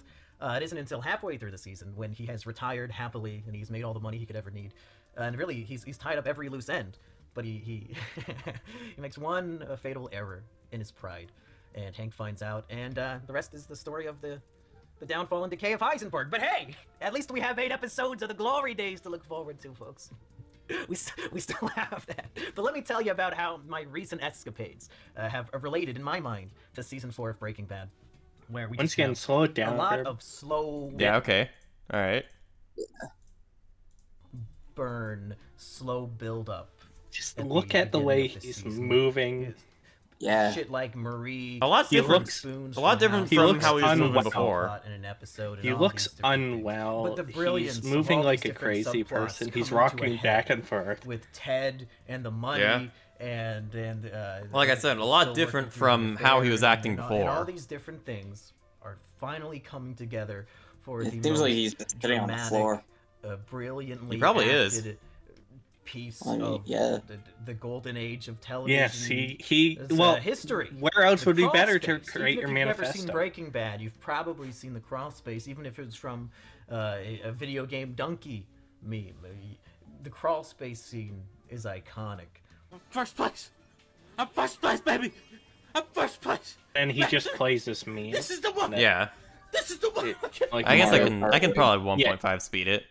Yeah, Probably 2x speed it, honestly. yeah, just till we get past it. Play the whole thing? Yeah, he Yes, plays the whole plays thing. the whole donkey clip. Yeah, he just plays this whole donkey clip. Which is clipping Breaking Bad. Yep. Yeah. And recently, That sounded I like a feel cool like beat for a I've second. I was like, been living out a similar trajectory of those final 3 episodes of season 4. The crawl space, the I think end times. You can feed up, I and would say then 1.25. Face Off, all right, okay. the big, epic, victorious finale of season 4, Face Off. So let me just tell you guys the story of what's been going on, because like I've been saying, folks, this channel, these videos, it's Don't all worry, my this one's stories. not going to be as I'm just dry as the telling my last one story is. and being Nope. Oh, of myself. course. Some people apparently thought the state of affairs was supposed to be an apology video. I haven't watched it back. I mean, how he's but I'm pretty acting, sure I what the didn't name of say the video word is called. sorry Yeah, of course it's not gonna be dry. once. Hmm. Everything I've done, I apologized to the people who deserved an apology, in person most of the time. And that's it. The state of affairs was not, oh, I'm so sorry. It was the state of affairs. Redeeming the irredeemable. So the state of I don't affairs know about video, that. I think, was filmed or came out, or maybe both, the day before Lou got here. And I've got to tell you, folks, it's been Oh, he said really it. great. I know a lot of you hate her, and you hate me for still liking her, and I want to explain really my reasoning and philosophy behind all of that. But I do think Oh, it's boy. important to note as soon as possible, and I really shouldn't have wasted so much time. The things everybody hates her for, we are trying to fix, to rehabilitate, to redeem, to heal. You're thinking, what the fuck are you talking about? The two Yeah, main what the issues fuck are are you What talking the about? fuck are you talking relationship about? with that kid, and 2, that she produces furry pornography depicting cubs or whatever. Cubs. I never looked at it. I was never interested in any of it. But she has decided she doesn't want to do the I don't know about fucking that cub one. shit anymore. So she's gonna finish up the ones that have already been paid for, and then retire from doing any furry or sexual cub art or whatever the hell, because she really wants to just have a normal job, like working at a. Sure, she does. Sure. Insert something, insert so- Dr. Evil so doing that's been the taken care you of, know. and she's dating me now, so I'm pretty sure she's not dating. You need to restart the anybody else, internal stream, regardless of Delta. age. Huh? Discord's fucking up. Of course it is. Hold on a minute. Here we go. Oh no. It's okay. It was just a quick fix. No worries. Scuff Dream. Anyways, And, the more we talk I'll about go it, the more more scuffed it'll into get. this sort of stuff later in this video Sure. and in other videos for sure. But my main message right now is just that people want me to do the angry thing, the vengeful thing, the hateful thing of just giving up on this person and saying you are a disgusting monster because of the things you've done in the past. And you She don't fucked deserve a 15-year-old love in her or mid-20s. understanding or anything for the rest of your life. Yeah, that's of the pretty sin that you've done or disgusting. These things that you've done. You are irredeemable. There's nothing you could possibly do. Yes. To, earn the title of human being back. You deserve no rights. You know, that's the knee-jerk reaction of a lot of people when they hear about her or even hear about me. And I've always tried to be a person who can forgive, and especially now I'm really embracing that, the mindset of Except he's gonna explain why he shouldn't forgiving, forgive her later. Not too much later. It's weird. It's these in the media, and really in every piece of children's media, every piece of adult media, worldwide, there seems to be this big focus on themes of redemption, forgiveness, friendship, family, happiness. Yeah. Even Jesus said to drown pedophiles. So he did. If people watching don't know, Matthew 18:6, King James Version. But whoso shall offend these little ones which believe in me, it were better for him that a millstone were hanged about his neck, and that he were drowned in the depth of the sea. That's a quote from Jesus himself. Yep. All these things are considered virtuous. Beautiful. These are the lessons that time and time again the characters learn. Perseverance in the face of adversity to protect the ones you love. You know, that sort of thing. We adore the characters who do this in media, but it seems that in real life, the exact opposite virtues are held. It's just in that high you are regard. simping People, for you find out a furry pedophile. Yeah. You love. You are has simping. done You something put a horrible or has, like, ring really on a disgusting aspect of their personality. Cut them out.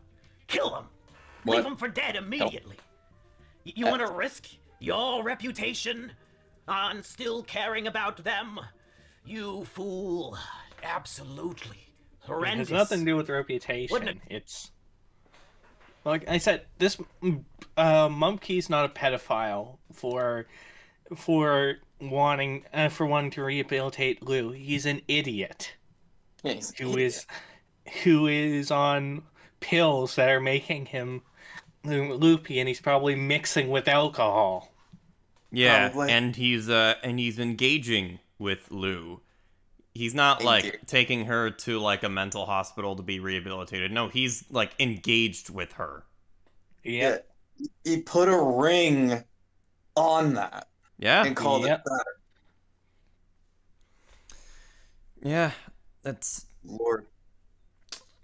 And she's apparently trying real hard to not be a pedophile for Mumkey, except with what we're about to see in like a minute.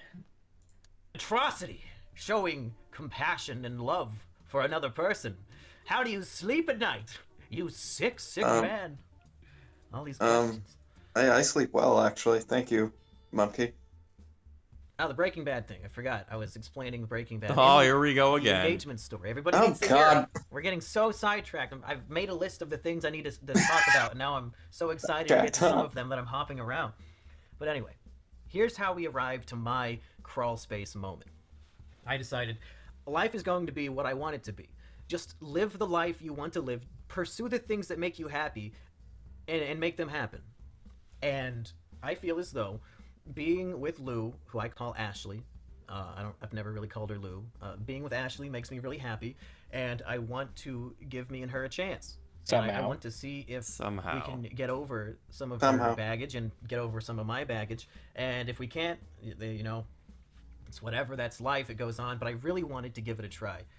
And after a few days of her being here with me, and we're having a great time. We're very happy. Slow it down. Slow it down right now. Slow it down. Like 0.05? Like 0.5? No, normal. Okay. We get along really well, and she's been here for like 3 weeks now, and it's just been great. She's been here for 3 weeks. 3 weeks. They live together. She's been there for 3 weeks, and you already put a ring on it and called it Saturn. Good job. He put a ring on it before then. Still. No, he hadn't put a ring on it yet. This Oh, is he the hadn't? story. Oh. This is Ooh. the story he's telling on why he put a ring on her. And called it We sad. have had a lot of long, deep, introspective talks, you know, late at night when you're just hanging out with somebody and neither one of you can sleep because of your medication, and you're like really just in almost a lucid sense of mind because you're so tired. Like, you'll lower your defenses, and we would just talk and talk and talk and really get to know each other a lot. And Honestly, probably high. after 3 or weed. 4 days Or acid, of her being again. here, Yes. we had a discussion where she came to the conclusion that she still had strong feelings for the He's having a lot of trouble saying this. What? You And then he's rewind smart. that. Yeah. Rewind that. the 15-year-old, the teenager, who she He smirks about it previously too. was in a relationship with. And despite what he may be telling everybody, he is also, well, he's totally in love with her, and everything he's been doing, he says, is so that he can be with her, and he was trying to get me away from her and OJ away from her, and he just wants her to himself. And he's So he's saying. So what? Pause it. Yeah. So what Mumkey Jones is saying is that she still loves the 15-year-old over him. Oh boy, that's not He's good. saying he's saying that the I 15-year-old know, Mickey. He is, and Lou is in her mid-20s. Yep. Wait, oh god, she's the same age as me. Well, now she's like 30. Yeah, now she's like 30 because this was like back in 2019. 5 years ago. Oh, okay. Yeah, it was 5 years ago. You're right. That's true. All right, let's continue. all these things, and it's really annoying, but I just ignore it because he's a fucking 15-year-old kid. And, Yeah, but you shouldn't but ignore the yeah. fact your girlfriend likes the 15-year-old more than you.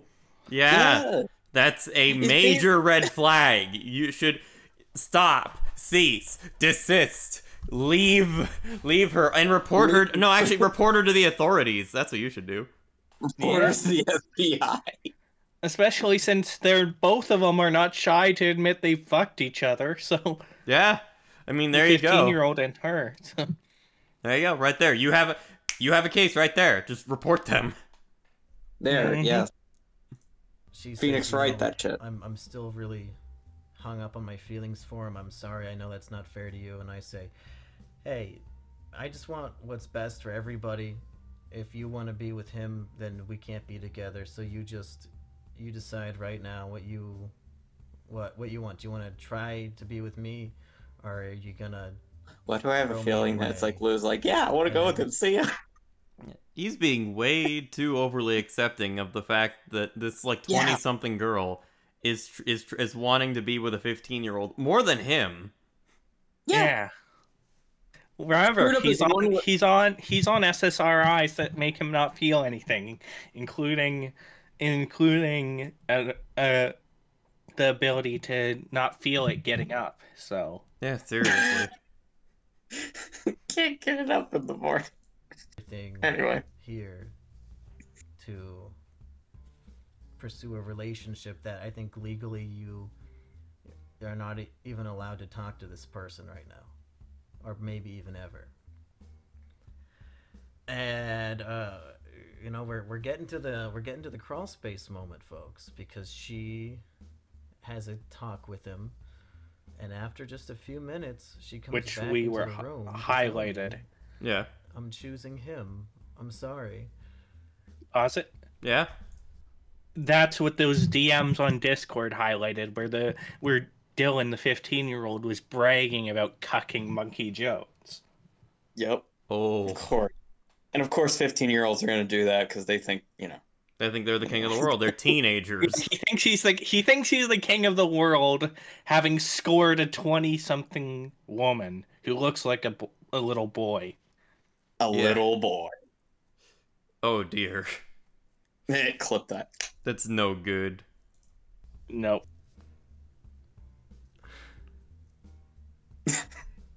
His like chuckle. And That chuckle. wow. Wow. He must be some fucking guy. He's 15. Oh, He's 15. Why is I like he this saying sarcasm. this?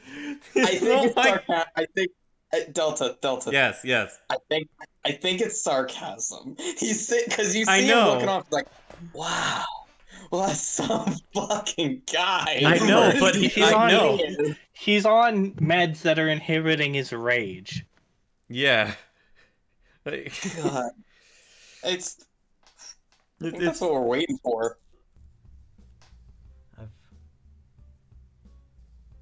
Even recounting it is evidently I hard love this for him. girl so much Yeah. that not only did I cheat on a girl who never did anything wrong to me and was perfect in every Look way. at he's now realizing how fucked He is. He's now realizing. fucked up. He's now realizing just how badly he messed up. Moved across the country. He screwed up big time. Bought a house and a car and all these things. Just committed social suicide, saying, "You know what? I love." And the this worst part person, is I he want lost to the give her a cat. chance. Even though 99% of people online will now do what has always happened and hit me with the guilty by association thing, like, oh, Rio, don't hurt yourself. oh, you can't be close my with God, somebody Rio, who's done he's- bad things. That means you're as bad as I'm them not gonna now. say it. Heaven forbid. No, it just means you're an I idiot. knew full well all of that would happen, but I said, you know, Pineapple I referring care to about you so Mumkey much. here. I'm willing to Oh, yeah. let everybody hate me. My whole family is against the idea. All my friends, well, not all my friends, but a good number of my friends were against. I wonder why. Yeah, I wonder why they're against you. At this point, just dating a furry pedophile who you flew out to live with you. Yeah. it.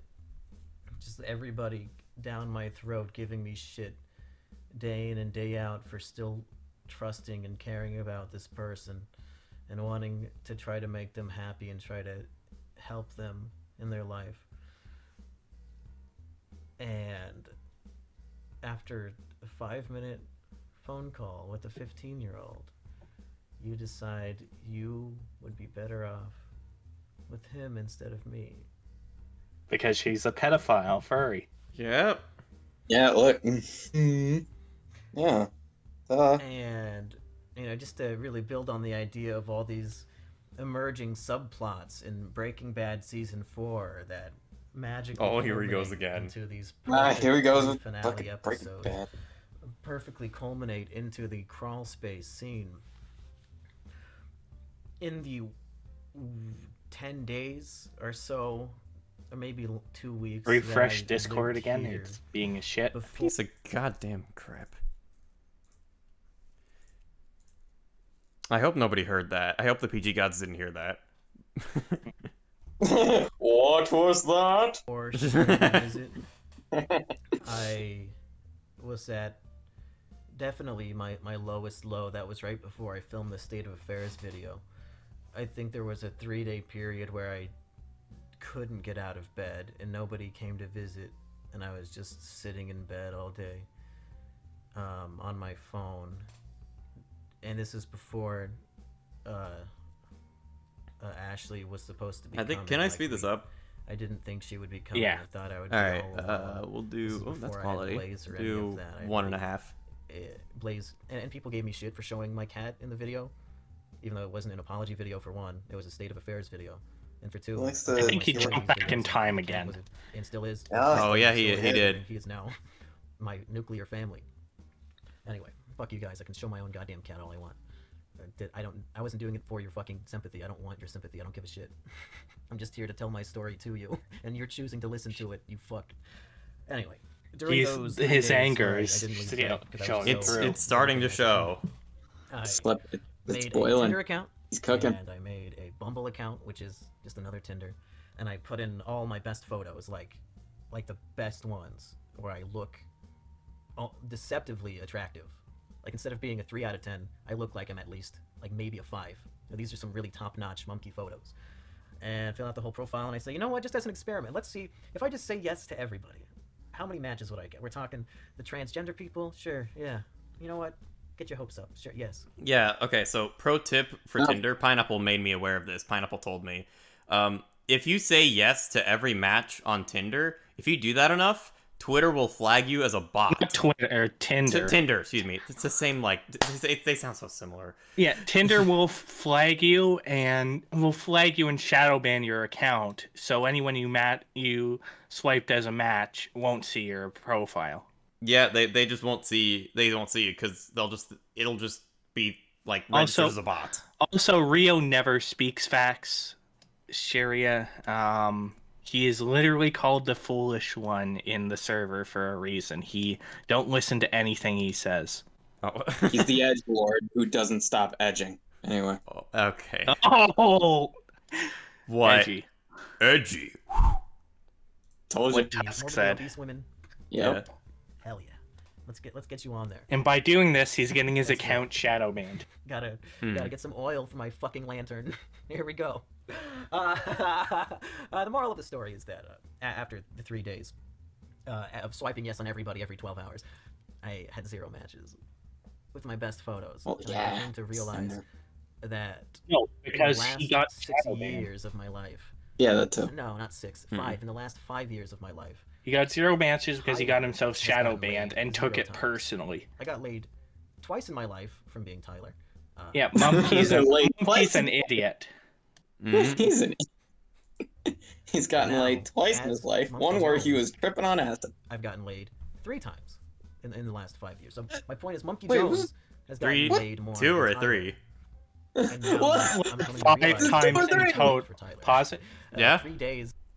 What he's saying is, as a nobody, as just Tyler Miller, he only got laid twice, and it was a long ass time ago. But since he became Mumkey Jones, since he became a somebody, he's gotten laid 3 times, and all were within the last 5 years.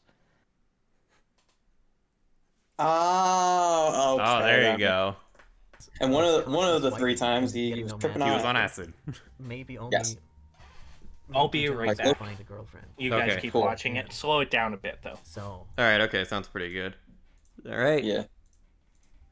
with that It's like, in look the at the back pretty of my color. mind already, Could you imagine now this girl who I've sacrificed everything you know, for. going at it under the And I know covers, that's- tripping on acid? What kind of woe weird is shit me. you I'm such be a on? victim. I don't mean it like that. I'm just saying. It's like, that whoa! like I'm falling in a void. You know, I gave up a lot. Trying to see what especially he's my saying. reputation, just because I wanted I to know. be with her. And now she wants to be with the child instead. So I did what I usually do in these situations when I'm alone, because she went to the other room. I went and sat down in the shower, and I know I said from the medication I'm taking, I haven't been able to cry anymore. And up until that point, it was still true. But the culmination of everything and me sitting naked alone in the shower at that point, as it all hit me of exactly where I was in my life and how there were no more plans, there were no more backups. That was it. That's what I wanted. That was my last ditch effort to be happy, and it had exploded so spectacularly in my face. I mean, yeah, I actually started you're going to date someone who had previously had relations with a 15-year-old, and then they get back into a relationship with a 15-year-old. I mean, should you, it's like, they previously had relationships with a 15-year-old. Should you be surprised that they went back and then had relationships with a 15-year-old again. The only surprising part is that it's the same 15-year-old. It is this. Yeah, it's not a different one. It's the same one. It's absolutely crazy. Yeah, and I can tell he is boiling. Yeah, He's no, not there like yet. he is like hard seething here. Yeah. Like I don't know. I don't know what he was expecting. I really don't know. Yeah, like I don't know when he's gonna explode. I don't even know if he'll explode at all. I don't know. He's already very much unhinged. The only reason he's not exploding is because he's on pills. Yeah, but it's like, keep in mind, those pills will just be like, the effects will just, They'll just go away immediately. Well, they'll subside. They'll subside, yeah. Yes. Mm-hmm. Yeah, Anyways, it's not let's like continue. Let's go. And that was my crawl space moment. Walter White laying there. Where's the money? I gave it to Ted. You gave the money to Beneke? The phone starts ringing. Goddamn Breaking Bad. Marie There he says, goes again. The What? DA's Goddamn here, Breaking they're Bad. gonna kill Hank. Walt's laughing fucking hysterically. Because he realizes it too. It might be a manic moment, but sometimes your life becomes so impressively fucked. Like, it took a Breaking Bad full writing team to get Walter White that fucked, and it was so impressive that the character couldn't help but laugh. Like, it's an absurd level. The level of absurdity of his fuckedness is so astronomical. Yeah, and just like Walter White, it was entirely Mumkey's fault that he was put into this position. Yeah, I don't think anyone here has highlighted what he's talking about. So what Mumkey's saying is he was sitting on the ground in the shower naked, crying, and then laughing maniacally in between him crying. That's messed up. Just like Walter White and because of how fucked up his situation was. He was crying and then he was laughing and then he was crying some more. That's wow. It's funny. And I felt that in that moment. Or to quote him, coming to his terms fuckness. with exactly everything that has been happening and where I was at that moment. I couldn't help but laugh. Through my tears. It was a good one. And after it subsided and the emotions, I let the emotions out with laughter and with crying, and I think that's a good thing. You should, if you can cry, you should definitely cry, whether it's in front of other people or alone. I think it really does help. It gets some of the emotion out.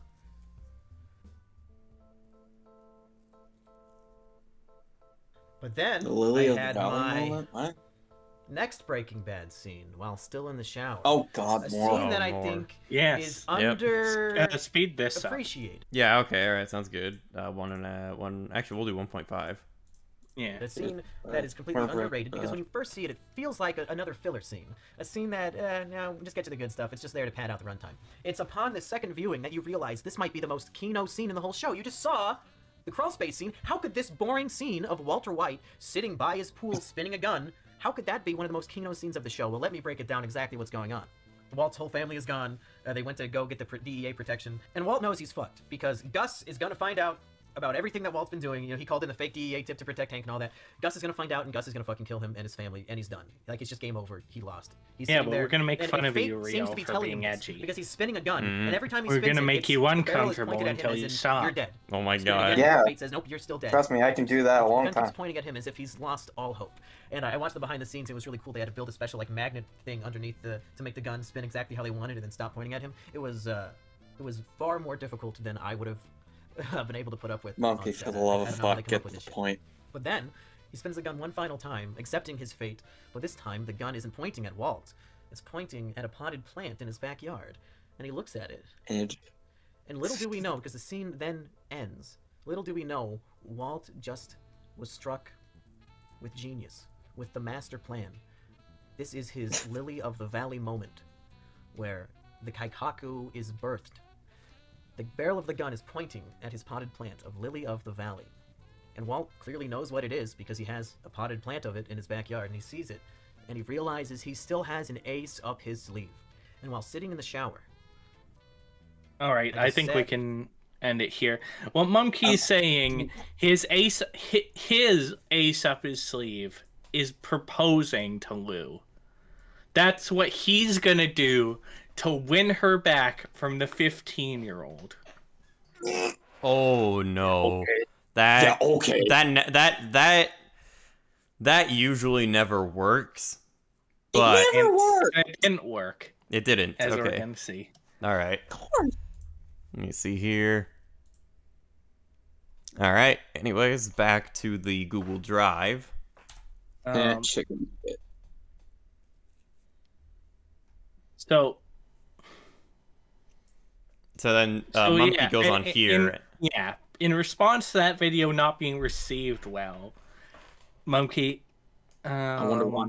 Mumkey does this. It says this. Me, I am happy and healthy now. Nothing is wrong, despite crying in the shower over your pedophile, girlfriend wanting to leave you for a 15-year-old. People in less than 5 minutes into an hour-long video, you need help. You look so sad. Are you gonna kill yourself?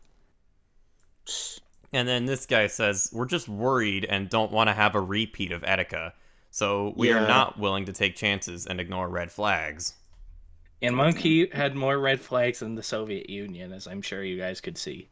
Oh yeah. You owe me a soda tusk. Fuck. And then Dick Masterson says, Mumkey, what the fuck did I just watch? You sound like a goddamn drug addict in this video. The world is right about your fiancé. Bitch is a black hole. Attention goes in, nothing comes out. Dump her, get off the pills, and call into a show. I enjoy our chats. In response to Mumkey saying that. All right. And then Mumkey says, vote up armchair psychologist in response to his original thing. And then Dick responds with, lol, Mumkey, you don't think I know a backstabber when I see one? I built a career out of it, for crying out loud. Girl does you dirty constantly. That Breaking Bad metaphor is going to turn into Casino real quick. Going to turn Casino real quick. Oh, shit. Anyways, then Mumkey here. I'll continue just, the bottom one, since it's Twitter. Okay, yeah. This random person says, and one of you can read it. All right, you're up, Tusk. All right. You're not all right, Mumkey. You can tell yourself you are, but you're not. You're a broken man. I want to help you, but I don't know how I can. You've closed off your fan base, and you can't see things clearly. You're blinded. Please at least see a professional or something. And then Mumkey says, I said in both videos I've been actively seeing doctors and therapists, and call me crazy, but I think they might know a thing or two about my health since they are studying medicine and have been in practice longer than we've been alive. I'll continue taking medical advice exclusively from doctors rather than Twitter, and I'll continue making comedy videos for people on the internet while living a happy life. Do you think chat, do you think he was happy, and that was happiness in the last video? Yeah, was that happiness that he was conveying? I'm pretty sure it was just mania. Probably it was mania. That was the shadow of a man that was losing his mind and is obsessed with Breaking Bad. Yeah. Anyways, next. And then Tumblr porn expert says, what a name. All right, I'll do this one. You ever just literally go to therapy and get medication, and as soon as you start to feel happy and healthy again, people immediately start telling you that you need help? And then spends 5 years depressed and suicidal. Everyone, tell us more, more jokes, funny monkey man. Finally tried therapy and medication at 3 years thinking it wouldn't work. It works. Everyone, and why are you acting different? Everything you're doing is a mistake. Stop being happy. Stop being happy. Again, What he didn't seem like he the was. He didn't seem like he was happy. He seemed like he was He going seemed insane. numb, and then at his lowest point ever, as he said, and then fuck, Like absolutely insane. Madness. Yeah. Yes. He'd gone mad. He was insane. He was experiencing mania. All that crazy stuff. Yep. Yes. Who was seriously obsessed with Breaking Bad. And then Goddamn. steps the 15-year-old. Oh Lord. All right. Do you want me to read it or Tusk? Yeah, of course. All right. I can make a response video talking about how she told me she didn't actually love him and felt nothing when he gushed about her and didn't want to go and wanted to be with me. And to this day, even after they got engaged, she told me she wasn't happy in the relationship and wants to go home. Oh, And then- boy. And then Dylan would end up making a video. If we go next. Not surprised. Oh God. Yeah. Oh, this one actually works. Oh. All right. Will it load? That's the question. Will it load? Come on. There you go. Will it blend? All right. Don't mess up on me now. Come on, load your piece. Come on. You can. Come on now. You can do it. You know you want to. Don't mess up on me now. You know you want to. Can I refresh it? I might refresh it. Yeah, try refreshing it.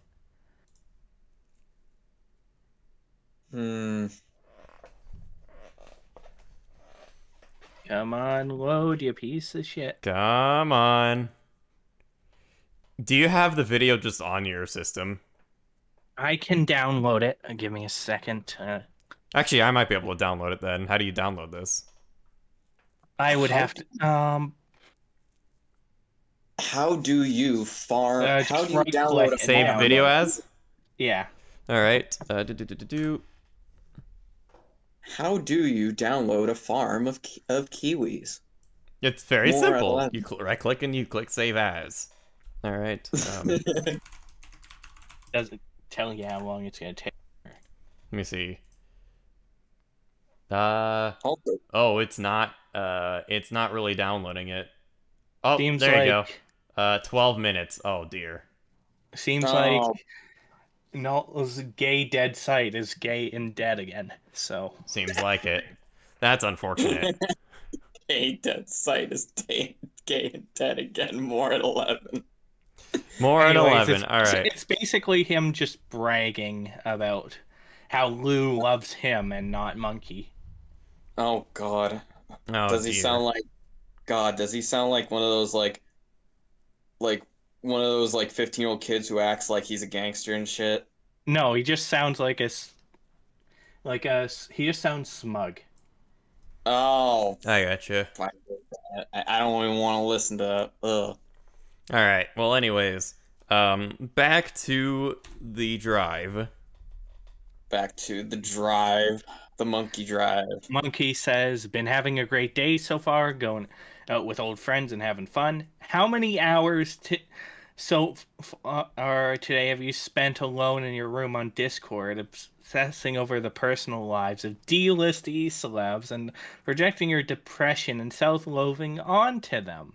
So he's really starting to attack his fans who are nothing but concerned about him. Yeah, they're just concerned. They're not like, oh, this guy sucks. Yeah. No, they're just like, are you okay, man? Mm-hmm. Anyways, next. God, he would hate wrestling fans. And then Null, the owner of the aforementioned gay dead site, says basically summing up the situation that Lou dumped him He went to Tinder, had no matches, and broke down. That's not exactly how he did it, but Null is known for getting stuff wrong like that. That's why other people have to do his work for him. But scroll down, two people say, and Delta. All right. This is better than any soap opera I've ever seen. I can't wait for tomorrow's episode. And then Doc Erson says, I can't wait for the series finale. And then Mumkey likes this. Yes. And given Mumkey has likened his life to Breaking Bad. And, well, if you know what happens at the end of Breaking Bad, you know what happens at the end of Breaking Bad. Yep. Probably everybody else does, yeah. Also, might I say that the Cappuccinos one, great profile picture because that's Zigbar from Kingdom Hearts, and Dr. Doc Doctorson, perfect name. I love that. Nice. We need more of that in our lives. Yes. Yeah. Anyway, definitely. And then Patchy, Monkey's brother, tweets this. Could I be in the wrong for once? No. It must be every single other person in my life. Obviously saying this in relation to Lou, so. Yes. See more. And this was Mumkey Jones' earnings on pretty much free fall at this point. Remember, he hit his peak at 4,000. And now he's like just under 2,000. Oh yeah. Well, it's a fair bit under 2,000. Yeah, it was on a it's on a very like hefty decline as well. Yep. Yes. Anyways. And here's someone asking Asterios for comment. Asterios just says that Boomer versus Zoomer is on an indefinite hiatus. And saying that Monkey's not doing well. So. Yeah. Yep. Anyways. And here's then Mumkey mentions that he's going to be interviewed. Mumkey says, I will be interviewed by Tommy C. tomorrow at 3 p.m. Eastern Standard Time on his channel. He looks like my dad, so I'll probably be masturbating under this the whole time. Oh shit, wait. My dad follows me on Twitter. Alexa, delete that tweet and start over. I will be interviewed by Tommy C. That's obviously a joke. Obviously. It's a joke, yeah. But also considering his mental state at the time, it's just like... Well, no, this seems like this is the type of joke he'd make before. True, okay. Yeah. If anything, this would be a sign. If he wasn't antagonistic on Twitter, this wouldn't be. This wouldn't even be worth pointing out. Yeah. Aside from the fact, if you go next, Dick asks him to come on at some point, and then Monkey says, "I'll go on the Dick show next time when I'm awake," and when he's recording, and Dick says, "Are up on Sunday." I don't have the screenshot, but Monkey agrees to go on Sunday at noon. Don't you clegg out on me. Mm-hmm. There's a lot of duplicates here. Odd. Oh. And then Mumkey bails on the interview. There's a video here, but it's on Null's Gay Dead site, so we can't play it. Oh, of course. But basically in this, he says that Mumkey canceled for personal reasons. He doesn't think he's a bitch for canceling. And just tells people not to think he is one for not showing up. All right. And then Dick says, Mumkey did not call in today, ladies and gentlemen. No idea why. Maybe he slept through it. Either way, he lost me $50. So essentially, Dick had gambled with if Mumkey was going to show up or not. Of course he did. And he lost. Yes. He lost. Mm-hmm. And interestingly enough, Josh got a call from Lou. Very interesting. At this point, Null had streamed about this years back. It's a great stream. It definitely captures things at the time, but it doesn't have after it, obviously. And Lou called Null about. Null, of course, didn't answer because why would he? Yeah. Yeah. Anyways, next. And then Ethan Ralph, the Gunt, before his phone, right, was pointed out by someone that Lou and the 15-year-old Dylan were on the same live stream together. And then Dick revealed that Lou DM'd him saying that she'd be willing to come on the Dick show after Monkey ghosted. Now is the time to embrace that toxic masculinity. Oh dear. And at this point, though, his friends were starting to cut. His friends are really starting not cut ties, but really give him pushback. Badhead Bernie here says, Delta. Okay. Lol, but not the guy getting engaged to a manipulative furry thingy, treating his life as a TV show, and alienating nearly all his friends and family. And then below he says, let it be known I still consider Mumkey a friend, but it should tell you a lot when he talks about going off his meds and he feels the real him waking up inside. Dude is clearly not himself right now. Don't encourage any of the crap he's doing right now. Yes. Mm-hmm. And next. And then Rusty Cage, a member of the State of the YouTube podcast with Monkey, says, this is an egg representation of the state of the YouTube. There's 2 sunny side up eggs, and then there's this a scrambled egg. Yeah, it's a scrambled egg. No, that's a poorly scrambled egg. Oh yeah. Oh yeah. Yeah. This is your brain on meds. Any questions? This is your brain on furry pedophiles. Any questions? I knew you were gonna go that way. All right. That's a video, I think. Here. This one is also on Null's Gay Dead site. Hopefully it's not gay and dead enough, because this was the only place it was archived. Oh dear. But as it turns out, the stream had been so scuffed that we needed to restart it. Again. So Mumkey Jones post this on Patreon. A paradigm shift. I'm making a brief return to internet to make this. This was his first response after ghosting everyone he had commitments with, where he says, I'm making a brief return to the internet to make this important, lengthy post.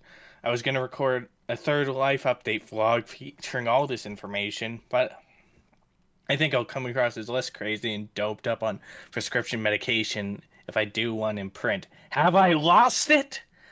No, actually, I'm doing really, really well over here. That's a lie. X to doubt. No. Why to lie? That's the button to push. Nah, I don't think that. I'm the healthiest I've been in over a decade, both physically and mentally. I know my wild Doc Brown gesticulations and drunken stupor attitude in most of my recent videos have convinced some people that I'm not well, but that couldn't be further from the truth. I finally made changes I've needed to make in order to be healthy. I'm seeing doctors about my mental issues. I'm taking prescribed medication that bounces my brain chemistry so that I'm not miserable every day. I'm not indulging in hardcore drugs or drinking every night or any of the other bullshit people have assumed. I'm a healthy, happy person now, rather than the projected diagnosis from a hate mob of incels whose entire social lives begins and ends on Discord might tell you. That's Sure. Like, again, all these people, they were just concerned with your well-being. It's like imagine like it's like, oh, you got somebody, they're like, oh hey, you doing all right? Like, I am okay, you incel. Wait, how dare you? How dare you be concerned about me? Ah! Elliot Rogers' stepmother, Soyama, has, in a leaked email to Elliot that I featured in my Leak Week documentary, once gave him this piece of advice. Happiness is a choice, not given. And I think she was absolutely right. And I would agree, it is a choice. It is But definitely a choice, but there are you some can't- factors in life that can impede on said happiness. Yes. And people telling you you're fucking up your life, even if you feel happy in the moment, it doesn't mean you should ignore them. Yeah, exactly. You need to take their advice and be like, okay, you know what? Maybe I should do this before my life messes up even further and I feel not happy. And anyways, he says, for too long I've mistakenly left the power of my personal happiness in the hands of other people. I've relied on my sense of self-worth to be determined by other people. But Somaya is right. I can't let my happiness be given to me by other people. I need to forge a life for myself that I'm happy to live. And that's what I'm doing now. Despite crying on the bathroom floor when a 15-year-old cucked you. And then your only way to rectify the situation is to propose to a furry pedophile.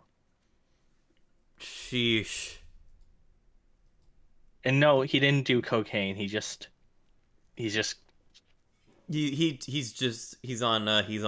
antidepressants. Some really strong antidepressants. Anyways, retirement party. This might seem crazy, but consider this post my official retirement from Mumkey Jones as a career. Making videos, podcasts, books, and other form of entertainment are my passion. I really enjoy doing these things, and they make me happy. And for several years now, I've been able to do my favorite hobby as a career. And it's been really great for the most part. But now I'm realizing the key to happiness, at least in my life, is reducing the power other people have over me. And this whole internet celebrity business creates a whole atmosphere where some, but definitely all, of my supporters feel as though they have power over me. No, they want you to get better. No, they want you to get help. Like, I don't know how he doesn't understand this. Some of my supporters feel as though they're entitled to my time, friendship, attention, or myriad of other things just because they give me $2 per month, and because of the added pressure they make to make my supporters feel happy and satisfied, oftentimes to the detriment of my mental state. I am no longer enjoying my favorite hobby. Thus, I am going to return to making entertainment as a hobby. I'm going to seek out my income elsewhere. It'll be a full-time, part-time, or seasonal job where I can ideally receive benefits like health insurance. Expecting to have a lifelong career in the YouTube business is foolish. I've been putting my life and happiness in the hands of soulless evil corporation, and somehow been surprised time and time again when they've mercilessly and needlessly crushed my hopes and dreams. Well, I mean, he was bouncing back on his other channel, but then he ruined his life through the other actions he did. Yeah, and then he insults his Patreon pledgers here. I've allowed 14-year-olds around the world to think they have power over me because they use their mom's credit card to give me $2. None of these things would be a problem or hinder my ability to do what was happening if I returned to doing the internet as a hobby and relied on more traditional earnings as my income. Well, I mean, if that's what you think of your audience, then it's no surprise that you've been falling off a lot, Mumkey. Yep. You understand why people didn't like him and wanted him to fail. Yeah. I mean, because like, he doesn't like his audience, so they don't like him. Yep. Yeah. Anyway, scroll down. There you go. All it right. was never with the dark humor, even though dark humor is a very, hit or miss kind of situation. It wasn't the whole thing that he was edgy. It's this. Yep. This isn't to say I'm going to stop monetizing my videos or operating a Patreon. As some of you may know, money can be exchanged for goods and services, and if I can earn an additional income from doing my favorite hobby, I'm not going to stop for no reason. That being said, none of you should feel obligated to support me on Patreon anymore unless you want to support the content I'm making. If for whatever reason you no longer want to support me as a person or the content I'm producing, and take away your patron pledge guilt-free. I'd recommend you transfer your support from me to Asterios Kokonos, since he's been such a great friend to me, and I really fucked him over as a business partner. TLDR, I'm gonna get a real job when I need to, and keep making videos and podcasts and books at my leisure for fun, because doing these things make me happy. Social media, and scroll down. Yep. You may have noticed I've been off of social media for the past week, and it's been really great. Many people suggest social media is the modern day cigarettes, where billion-dollar companies are making a massive profit. Meanwhile, the public has no idea what the health risks of this newfound addiction are, because there's not enough research into it. To be perfectly frank, I've been much happier since deleting Facebook, Twitter, Instagram, and Discord from my phone. I no longer feel the obsessive need to check feeds and messages and comment and updates. Honestly, I don't give a single shit about it anymore. No one holds power over me anymore. I'm just gonna live a happy life I've been living in the real world, and post my creations online to the amusement of the people who still want to watch them and still want to support me. Hundreds of people have reached out to me in these social media platforms. Fuck, I can't speak. It's getting late. Do you want me to take over? Or? Nah, I can keep doing it. Okay. Social media platforms to give me kind words of support to make sure I'm doing well, and I definitely appreciate you all from the bottom of my heart. But I'm done using these platforms on a regular basis. If it's something urgent, you can try emailing me, but don't expect a reply, especially not one in a timely fashion. I don't say these things to be rude, rather perfectly honest. My life is happier off these social media platforms, and I'm going to stop relying on them for validation and socialization. And it took you this long to realize that. It took him this long to realize that. Yeah. Probably should have realized that before he decided to start dating, what was her name again? Lou. Before he started to date Lou. Probably should have realized that before then. Is It Kino? I fully intend to continue recording episodes of Is It Kino podcast. Oh yeah, he was on he did 3 podcasts, twice monthly. But a few days ago, Eric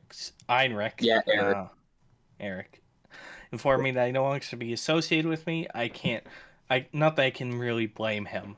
Florian wants to continue doing the show without him, but this one really hurt. And my heart isn't in it anymore.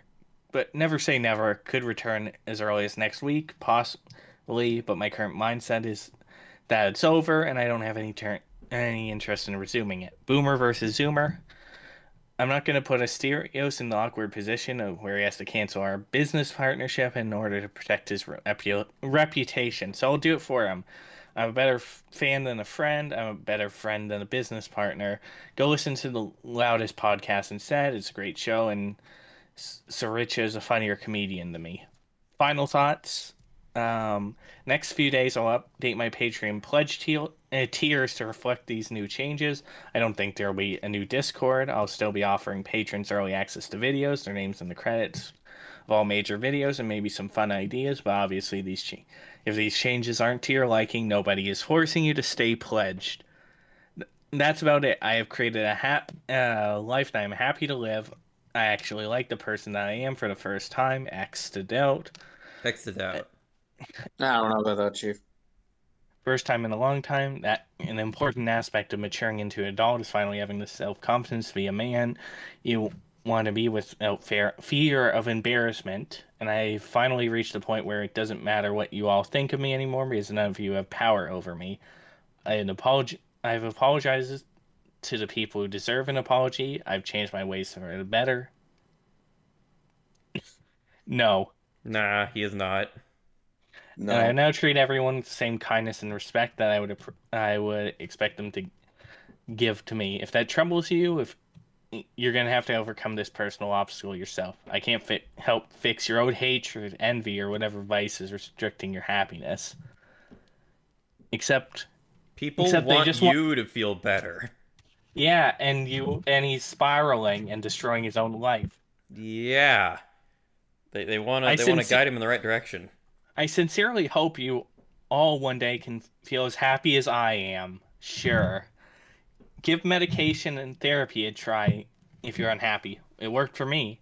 See you all in the next video, and nowhere else online other than Patreon updates, which are going to be Patreon exclusive from now on. Imagine, like, it's like, give medication and therapy a try if you're unhappy. It worked for me. And then he cut to, like, Mumkey just, like, sat in a box on the streets, like, asking for spare change. Well, no, like even better. The next thing, go back into Drive. Okay, all right. And then which one was scroll it? down 41. Scroll up. It should be uploaded as a video now. Try refreshing the page. Yep, there it is. Yeah, there we go. Awesome. All right. So remember, he said, "I hope you all can be as happy as he is now." And here's him at quote unquote happy. I really didn't want to make more videos in this style of sitting in front of the camera and rambling, sometimes incoherently, about my life. And I promise this will be the last one.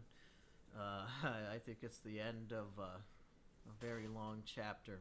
And I promise the next videos will be back to the old funny stuff that everybody wants. Might need to turn it up a little. Like the title Maybe implies, Ashley is gone. We are breaking up, and right now, as I record this, she's on a plane. I hope you all can be as happy as I am now. And I just wanted to talk about it, explain why.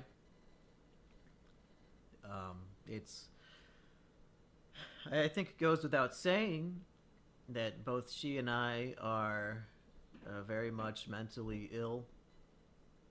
You don't say. You don't say. Or at least supposed to be on a lot of Night, Larry. medications that fuck with our brains. Living like Larry. And make us emotionally unstable at times.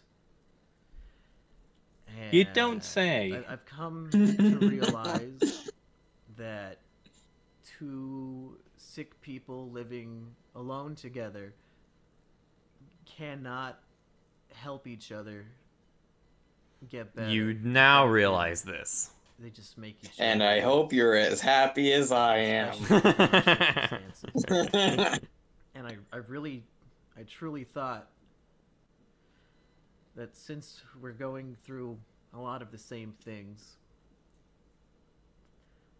that we would be able to help each other because we understand each other and we have a lot of the same mental issues. Monkey. A lot of the same She life was issues. a pedophile. She was a furry pedophile who fucked a 15-year-old.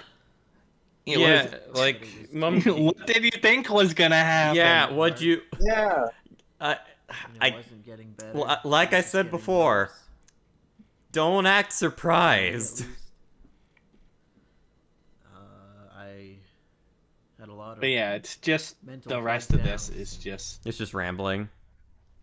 about how he's actually been a mess. Yeah, he's actually been a mess.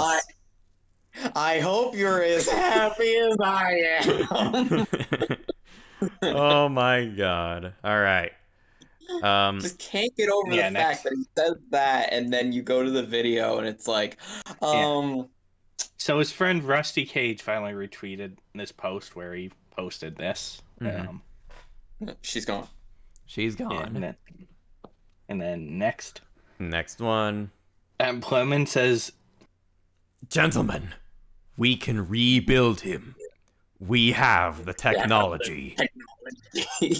That's beautiful. Like I said, after everything's gone, after he showed his vulnerable side, his friends flood back to support him. There you go. Once the situation's over. And then Rusty says, that was one hell of a roller coaster. I mean, not really. Literally, everyone saw this coming. You can see what's coming on a roller coaster. Touche. Touche. Fuck. That's his name. What a name. And then Asterios says, and I'll let you read it, Tusk. God damn it. Anyway. Hey, I haven't wanted to make a big public comment about this because I don't want to add any gas to the drama fire. Well, too late. But I'm so happy to hear that you're taking time away from the internet to focus on yourself and your health. The internet is a goddamn oven. It's a goddamn oven. Use it sparingly and you get DiGiorno's. what? It's pizza. It's frozen I pizza. know. As soon as I realized what it was, God damn it, that's clever. Stick your head in it too long and you die. I think it's also a good idea to get a full-time gig. That way you can make comedy for fun, see? Like I do. And not as a thing you depend on to pay your mortgage and car loan every month. Unless you're popular. Unless you're famous. Well, Monkey Come back. destroyed his fame. He did. Oh, I know, but I'm talking about unless you're like famous, like, you know. Like a celebrity. Comedians. Yeah, like a comedian turned, you know. Mm-hmm. Yeah. Come back if you want when you're ready and have something to say, and please keep your doctors informed of how your meds are making you feel. If they are having weird side effects, you gotta let them know. It took me 4 different meds to find the one I liked, Exafor. But Exafor works so well. I've been on it for 5 years. There you go. Internet's a goddamn oven. Use it sparingly and you get DiGiorno's. Good analogy, honestly. It is. I want to use that. I'm taking that. There you go. But yeah. Anyways. However, Monkey in this trying time would turn to alcohol. And he would start making stupid fucking tweets. Oh. Where he says, he bites the bottle hard. Do lots of dumb, embarrassing shit while you're young, so you can make documentaries about it when you're older. Yeah, he's biting that bottle hard.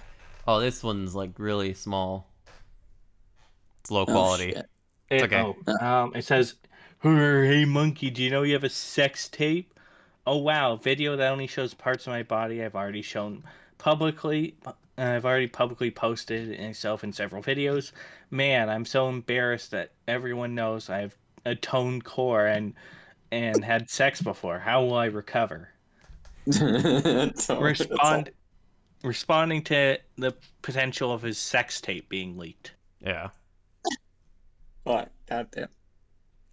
And then Josh Null replies, "Wait, go back." And there was one more. It wasn't just duplicate. At this point, I might as well accept everything, go all in. Don't be surprised if I launch a new internet bachelor series where I Skype date 20 fans at once and edit my experiences into weekly episodes. Incel's gonna incel. Monkey's gonna fuck. Monkey's gonna. Oh. You can tell he is biting this bottle hard. He's like Jesus. I don't think. Jesus Christ. Oh man. And then Josh says, calling people who make fun of you incels is what insecure women do. And then Sneeder says, Sneeder. That's because his ex-girlfriend made him feel like an insecure woman for the past 2 weeks by cucking him with a 15-year-old. Oh. That's a sick burn.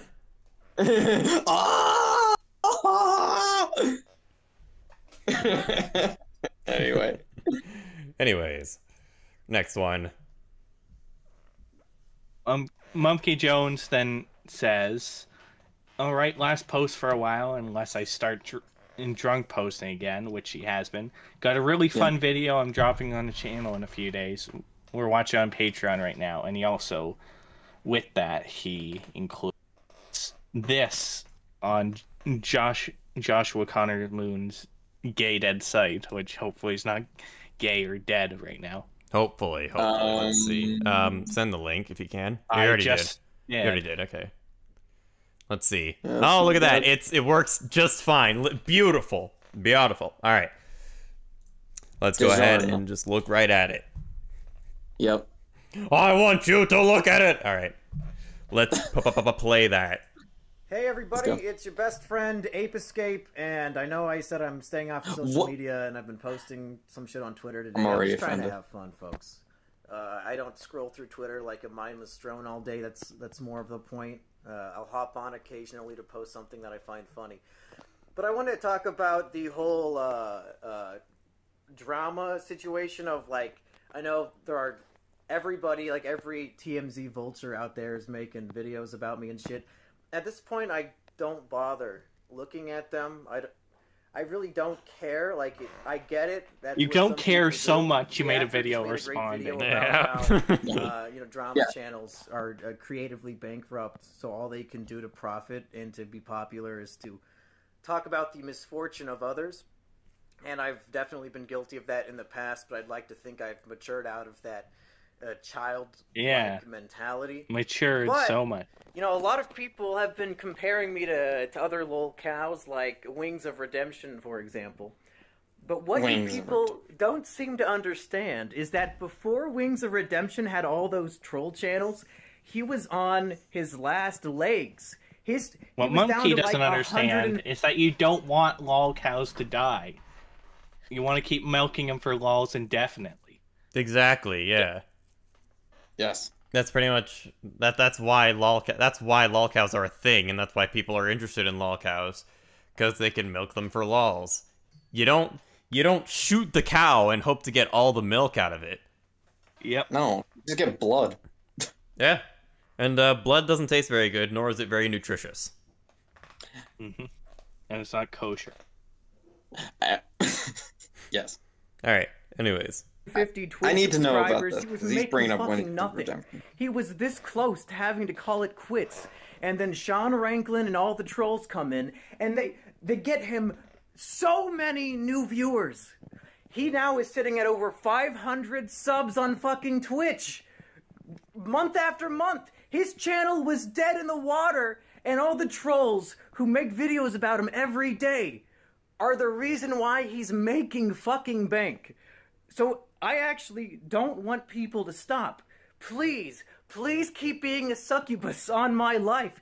Keep making these fucking videos. Make a he's 30-minute e-begging. video analyzing this Twitter video. All you're doing is keeping me relevant. That's it. Well, he isn't relevant now. No, he's not. No one has talked about him up until this point, anyways. So there's been a few video essays on him in the last year or so, but mainly about what happened to him rather than what he's doing now. Yeah. Yes. Aim of the game is to stay relevant, and you're doing it. So, I guess thank you. Keep it going, because I could really use the money. I thought you were gonna get a real job, and the internet was just gonna be a hobby. Yeah, I thought this didn't matter to you anymore. I thought you didn't care what people thought about you. I thought you wanted people to be as happy as you are. Yeah, I wish everyone could be as happy as I am. Yes. Go back to the file. Back to the drive. Okay, let's see here. Speaking of video essays, 52. there is one that talks about him, and it's from June the King. If anyone knows about him, shout out to him. All right. Yep. Anyways. He's done one on Wings of Redemption, etc., etc. Onision, you know. All right. Leafy. He seems to be. Yeah. So Rob here says, Mumkey's gonna end up killing himself. Guarantee it. No way he can recover from this. And then Mumkey in response says, "Staying alive just to make this guy look retarded." And Mumkey did make this guy look retarded because he's still alive to this day. Which is good. Yeah. It is Yeah. good. Yeah, it's Yeah, good. it is good, but is he still biting the bottle? That's the Not question. as much. No, he's no longer in his. He's no longer at rock bottom. Which is good. Okay. Yeah, all right. Yep. And once again, and here's a bit cut off. He says, "To conclude, tonight's drunken honesty bit. Let's play a game of comparing lives. And so many of you think I'm sad. I'm 100% debt free. I own a 3-bedroom, 2-bathroom home. My monthly cost of living is less than $700. I earn thousands of dollars per month doing my favorite hobby." If you could get a monthly cost of living less than $700 in today's economy, bro, you know how many people would kill for that? Remember, he lives in a trailer in Iowa. He's trying to... Yeah, still, that's I think it'd still be more than $700 in today's economy. Yeah. Yeah. He This has was a all home. before the pandemic, so... It was all before the pandemic. That's true. Yes. And then he also adds, "And I also have the cutest baby kitten in the world. I think I'm doing just fine over here. Leave the concern trolling for Boogie." Like I said, he's being overly antagonistic to everyone. Yeah, he's being overly antagonistic to everyone, especially when everyone is just legitimately concerned for him. Well, at this part, they're starting to not be. They're starting to actually dislike him. Yeah, they were being concerned about him, but now that he's just being antagonistic, yeah. Mm-hmm. Yeah. And then someone asked him, "Why don't you get a real job?" Like he said he would. Why don't you get a real job? And then he responds with, "As soon as a retail job will be more profitable than making videos, I'll do it. I'll do that, fam. Even without YouTube, I'm making more than I would working $10 an hour. How retarded would I have to be to take a worse job for less money for no reason? Are you retarded, fam?" Again, being overly antagonistic towards people. To Justin Wang. Well, I don't think to just. And here's it was. He's in the chain, but I think it was to the other person. Maybe. Yeah, it was replying to, and it was like, And then. Oh, here we go. And then someone was talking to Lou on Twitter with this person saying, "Don't you miss Monkey, just the furry animal?" And then she responds, "I miss him too, a lot. He wouldn't like it though if I posted me and him." Are you saying he's ashamed? I guess. That can't be true. Look, honestly, he's probably just confused and feeling very alone. You should reach out to him. I have desperately tried. I wonder why he'd be ashamed.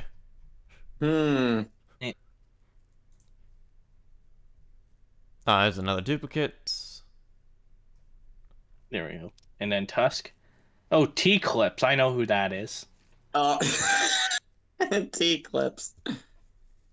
Yeah. All right. He said on stream, "Why did I tell you? What did I tell you about contacting me?" What did he mean by that? He doesn't want me contacting him, but I'm having a lot of trouble letting go. I just miss him, T-by-T-Y. And then someone just says, "Maybe you should just reach out to law enforcement and tell them about your escapades with underage boys, you sick fuck." Sick fuck. You sick fuck. You so, by sick the way, fuck. T-Clips is a fat British woman who had a crush on Josh Moon. Oh, interesting. Josh rebuffed her, basically saying, "I don't want to have a relationship with a woman online." Okay, yeah, respectable. Yes. As soon as I saw the "you sick fuck," I immediately thought of AEW. And then here's someone giving him shit about talking about the situation, who says, "Yep. Ashley's a weirdo that left him for a 15-year-old kid." And then Monkey, obviously hitting the bottle, says, "Do you retards literally think she left me? She didn't want to leave. I broke it off and forced her to go home. She wants to come back and I keep telling her fuck no. Anybody saying she left me for a kid literally made it up. So, and you brain dead retards took the bait. Buy a noose." Oh no. Oh God. Oh no. Yeah, even more antagonistic here. While very drunk. Obviously.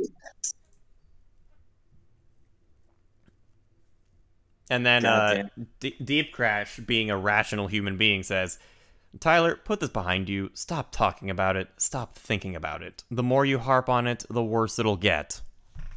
And then he replies with, "Just clearing up the lies that the incels and their sheeple are trying to spread. Being honest isn't a bad move when you change your behavior and no longer doing anything wrong. And my name is Simmy and Jimmy to you, kid." Yep, because he changed his name from Mumkey Jones to Simmy and Jimmy. Yeah. Like I said, even when people are trying to be helpful, yeah, he's still antagonistic towards them. Yep. And then he says, "Holy shit, I just woke up from a night where I posted cringe and lost subscriber. Thank God that was just a dream." And then Overlord Dean just posts this. Yeah, where it shows he was $400 down from the last time we checked his earnings. Oh no. Oh. Not $400. Oh man. Rio, just time out Rio for being an edgy little shit. All right. Fucking damn it. All right, Rio. You're getting put in timeout for a minute because you're being edgy. Smart Mark. All right. Anyways, let's get back to this. Yeah, let's do this. All right. Let's go. Come on now. Do the thing. How much do you make from your favorite hobby a few hours every week? Nothing. I'll do it. Okay, yeah, you do it? All right, sounds good. Yeah. Nothing, because a hobby and business are separate things where I can enjoy one and work at the other, making sure I have a career for myself, a nest egg to fall back on, and still things to enjoy outside of that. Hope you enjoy it. I've got a nest egg and a paid hobby, so I never have to be a wage slave again. See you in 10 years behind the counter at Walmart. After anything that made you interesting slowly gets grinded out of you by the march of time and everyone moves on. Burn. Sick burn. Mm-hmm. All right, anyways.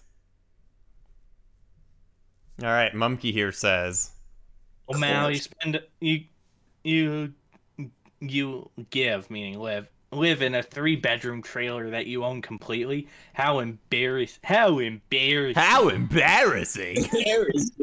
What the fuck? A guy who will spend $350 per month on an apartment with half the square footage for the rest of his life. Rent is for suckers. Swallow your pride and live a Kino life." Remember, It doesn't say. this it guy doesn't was say, yeah. This guy was bragging about having a house, not a trailer, and did everything he could to hide the fact it was a trailer. and now he's just saying, "Oh, I live in a trailer." Yes. Is it in a park or is it semi-isolated? Because living in a trailer park is a big fat loss. I lived in one for about 2 years, and that stuff was mad depressing and scary. It's a park, but every single person here is a quiet, retired, elderly person who's my own wave at my weekly treks outside. I hope you create a reputation there from filming evil videos. I don't know, guys. I just think it's funny considering he tried to hide the fact he was living in a trailer. Yeah. Like I said, nothing wrong with it. Live within your means, but Yeah, exactly. Yeah. The fact he was hiding it. I don't know, man. I don't try to hide the fact that I live in an apartment. I gave a tour of it the week I moved in. Y'all write your own narrative, then believe it. Why didn't he say he moved into a trailer then? Y'all, no, Mumkey, please. Actually, you pay rent on trailer parks too. And he says, "Not me," which Not me. Y'all. What trailer park are there any trailer parks that don't charge rent? I don't know. probably not. No, they do. Some do. Some do? Oh, okay. All right, interesting. Yeah, because the mobile home park that I was at, yeah, we did have to pay rent. Okay, yeah. Anyways, next. Yeah. And Oh, here we go. Here is Josh finally posting the sex tape. Oh my goodness. Oh, He's just looking at the camera like... Of course, had to censor it for obvious reasons. Yeah, of course. But there's Lou on top while Monkey is just laying there. You know what would have been the worst part? If he wore the mask. Oh my god. I don't need... Oh no. Just that mask just staring into your soul. Just that. As this is happening. Yeah. Just like just the face.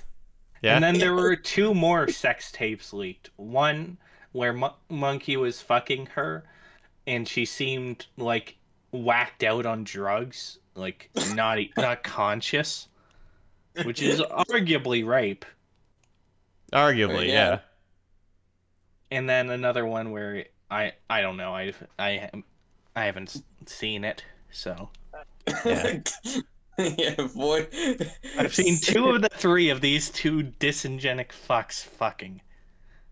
What is wrong with you? What's wrong with you? I have to do it for research purposes. Sure, research purposes.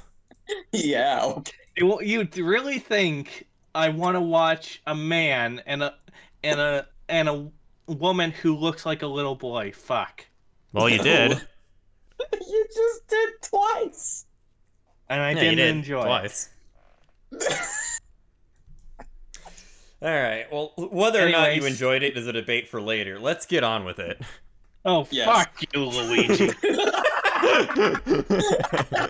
We were both thinking the same thing, Delta. Anyways, so where's Monkey nowadays? Yeah. Well, see if this file opens, and if not, I'll send you the 2 links. All right. I don't think it will, because it says no. I mean, I could probably tell you right here. Well, one, he's not dead. That's good. Well, yeah. We don't know if he's maybe bitten the bottle, but probably not as hard as he did in those previous tweets. And he goes by a different name instead of Mumkey Jones. Well, he goes by and Jimmy, which we already saw. Anyways, here's the 2 links that I want you to pull up, you piece of shit. Yeah. Yeah, there we go. Excuse me. I will not have you disrespecting me in my own stream. It's my stream too, you fuck. I'm the one who hosts it. All right. Anyways, if you just on the home page, the featured video from 4 years ago has 225,000 views. Pretty respectable. Hey, 225. That's me. Anyways, go to videos though. Videos, yeah. Oh, now, dropped off. Yeah, videos a month old. A month old, not breaking 100, not 100. No, yeah, not breaking 100, not breaking 10,000. Videos that are 5 months old, not breaking 20K. Yeah. Him making a obvious bait video there, and then, like I said, reading Mr. Enter's children's book, which is actually that's a good video. Oh yeah, there you go. Mm-hmm. Like the one good video he's made in what this whole time. I'm sure he's made other ones. I just haven't seen them. Cared to. I mean, there's no point at this rate. Yeah, scroll down though. Yeah. I also believe he has another channel that is like the Mumkey and Biggs show, where it's just Let's Plays, but that never really went anywhere. No. And like I said, it doesn't. Like I said, not breaking 100,000 in most cases. So, like I said, he really fell off, and his Patreon reflects the fact. Notice how he was bragging about. He's bragging about making over 1,000. Now he's making 369. Yep. Not so nice. Look at that. Look at that dip in the orange. If we look at the history, change that to all. All okay. See here, he had a steady increase, and then he got banned in 2019. Had that giant peak of supporters. Yeah, because people wanted to support him. It of course fell off, but yeah, But go to April 2020. 2019. 2019. Okay. So April 2019, he fucks Lou and Sheep over his bed. And it continues. And June, July, August is when he was fucking over his life. Yeah. Yeah. Goes. And then it slowly just continues to peter off and peter off and peter off. And I wouldn't be surprised if May 2021 is when he made that Enter video, reading Enter's book. Let me see. It probably is. Let me look it up. All right, look at it. The mysterious. It was. No, it was 2022. Oh, well. Oh, he made something that caused a spike. A small spike. Little spike, yeah. And then, but that didn't last, and it just petered off, and.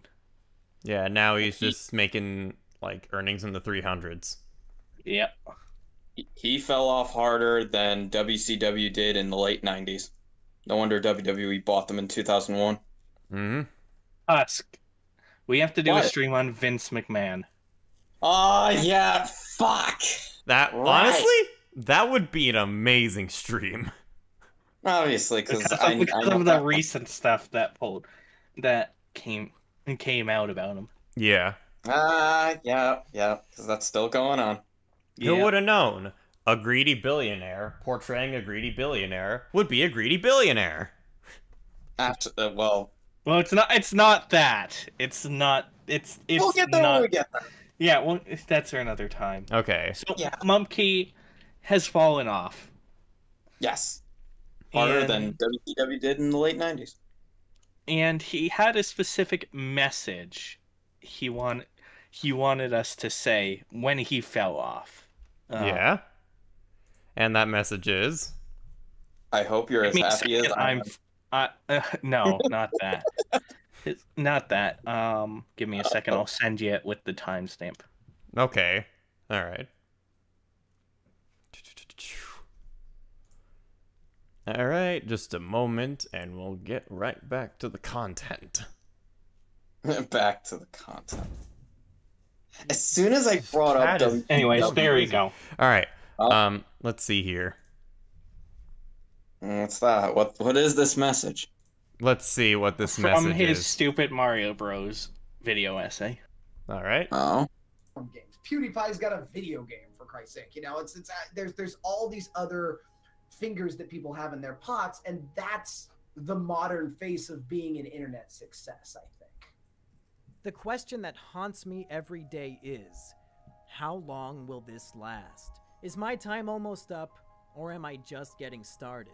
I have no way of knowing, but it seems obvious to me that I won't be making a living on YouTube 20 years from now for whatever reason.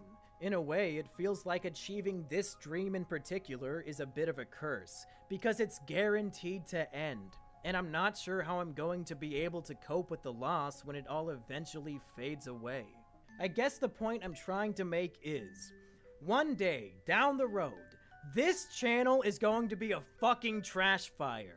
And every new video is going to have like 80 views. And when that day comes, I want you to come back to this video and leave a comment saying, "Ha ha, get fucked, retard." Wow.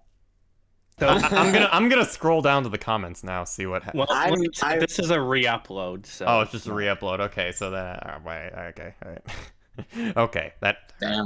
Damn. Yeah, remember his channel got nuked, so. Yeah, I can't That's really true. do that now. So. You could probably do it on the re-upload. But It's like two months. Nah, I'm not doing that on stream. the re-upload just. Oh, some I know. random person. That's what I'm saying. It's like, hey, you could probably do it. But yeah, Mumkey encourages us to tell him to get fucked, a retard. So. Well, His words, not mine. Yeah, but I mean, get fucked. Suck it. Anyway. He brought this decline on himself, and he hasn't. And like I said, he's made content people want to watch, but he's also made a lot of content people don't want to watch. So. Yeah. And because and it's also with dark humor, which is a very, catch and grab kind of subject, because comedy is subjective. It is. But the biggest thing to take out of this is not just, it was never about the content and his dark humor, if everyone was probably thinking it was that. No, it was because of the ego that he had and didn't know when to stop, and it just then spiraled down, him biting on the bottle really hard, and him dating Lou, who was trying to get who preferred a 15-year-old to Mumkey. He wasn't always an idiot. He wasn't always the idiot, but he let fame get to his head, and then he spiraled when it was interrupted. Yep. And when he decided to not just double down, triple down, quadruple down. He decided to take the fifth, thing to when it comes to doubling down, the fifth part of that, and go do that 10 times over and go bankrupt 50 times over. And that's not something you want. At least he kind of went out in a blaze of glory, opposed to Chugga Conroy, yeah, who went out in a blaze of infamy. True. I mean, well, we'll just leave it for the. We'll just leave it for. I wouldn't say his last part taints his legacy. Yeah. Mumkey's last part doesn't necessarily taint his legacy as much as Chugga Conroy's last part. Yeah. Yeah, because, I cannot see Chugga Conroy the same way again, whereas Mumkey, yeah, he's weird, but I mean... He's weird. But, He was having problems in his life, and he dealt with them in a wrong way. Yeah. That's basically the moral of that, for how Mumkey, Yeah. Seek professional help, and if the meds they're giving you are making you do weird things, tell your doctor. Exactly. Yeah. Anyways, I've been Pineapple. I've been Delta225. And I've been Tusk. Good night, everybody. And thank you for playing Twisted Metal. You fucker!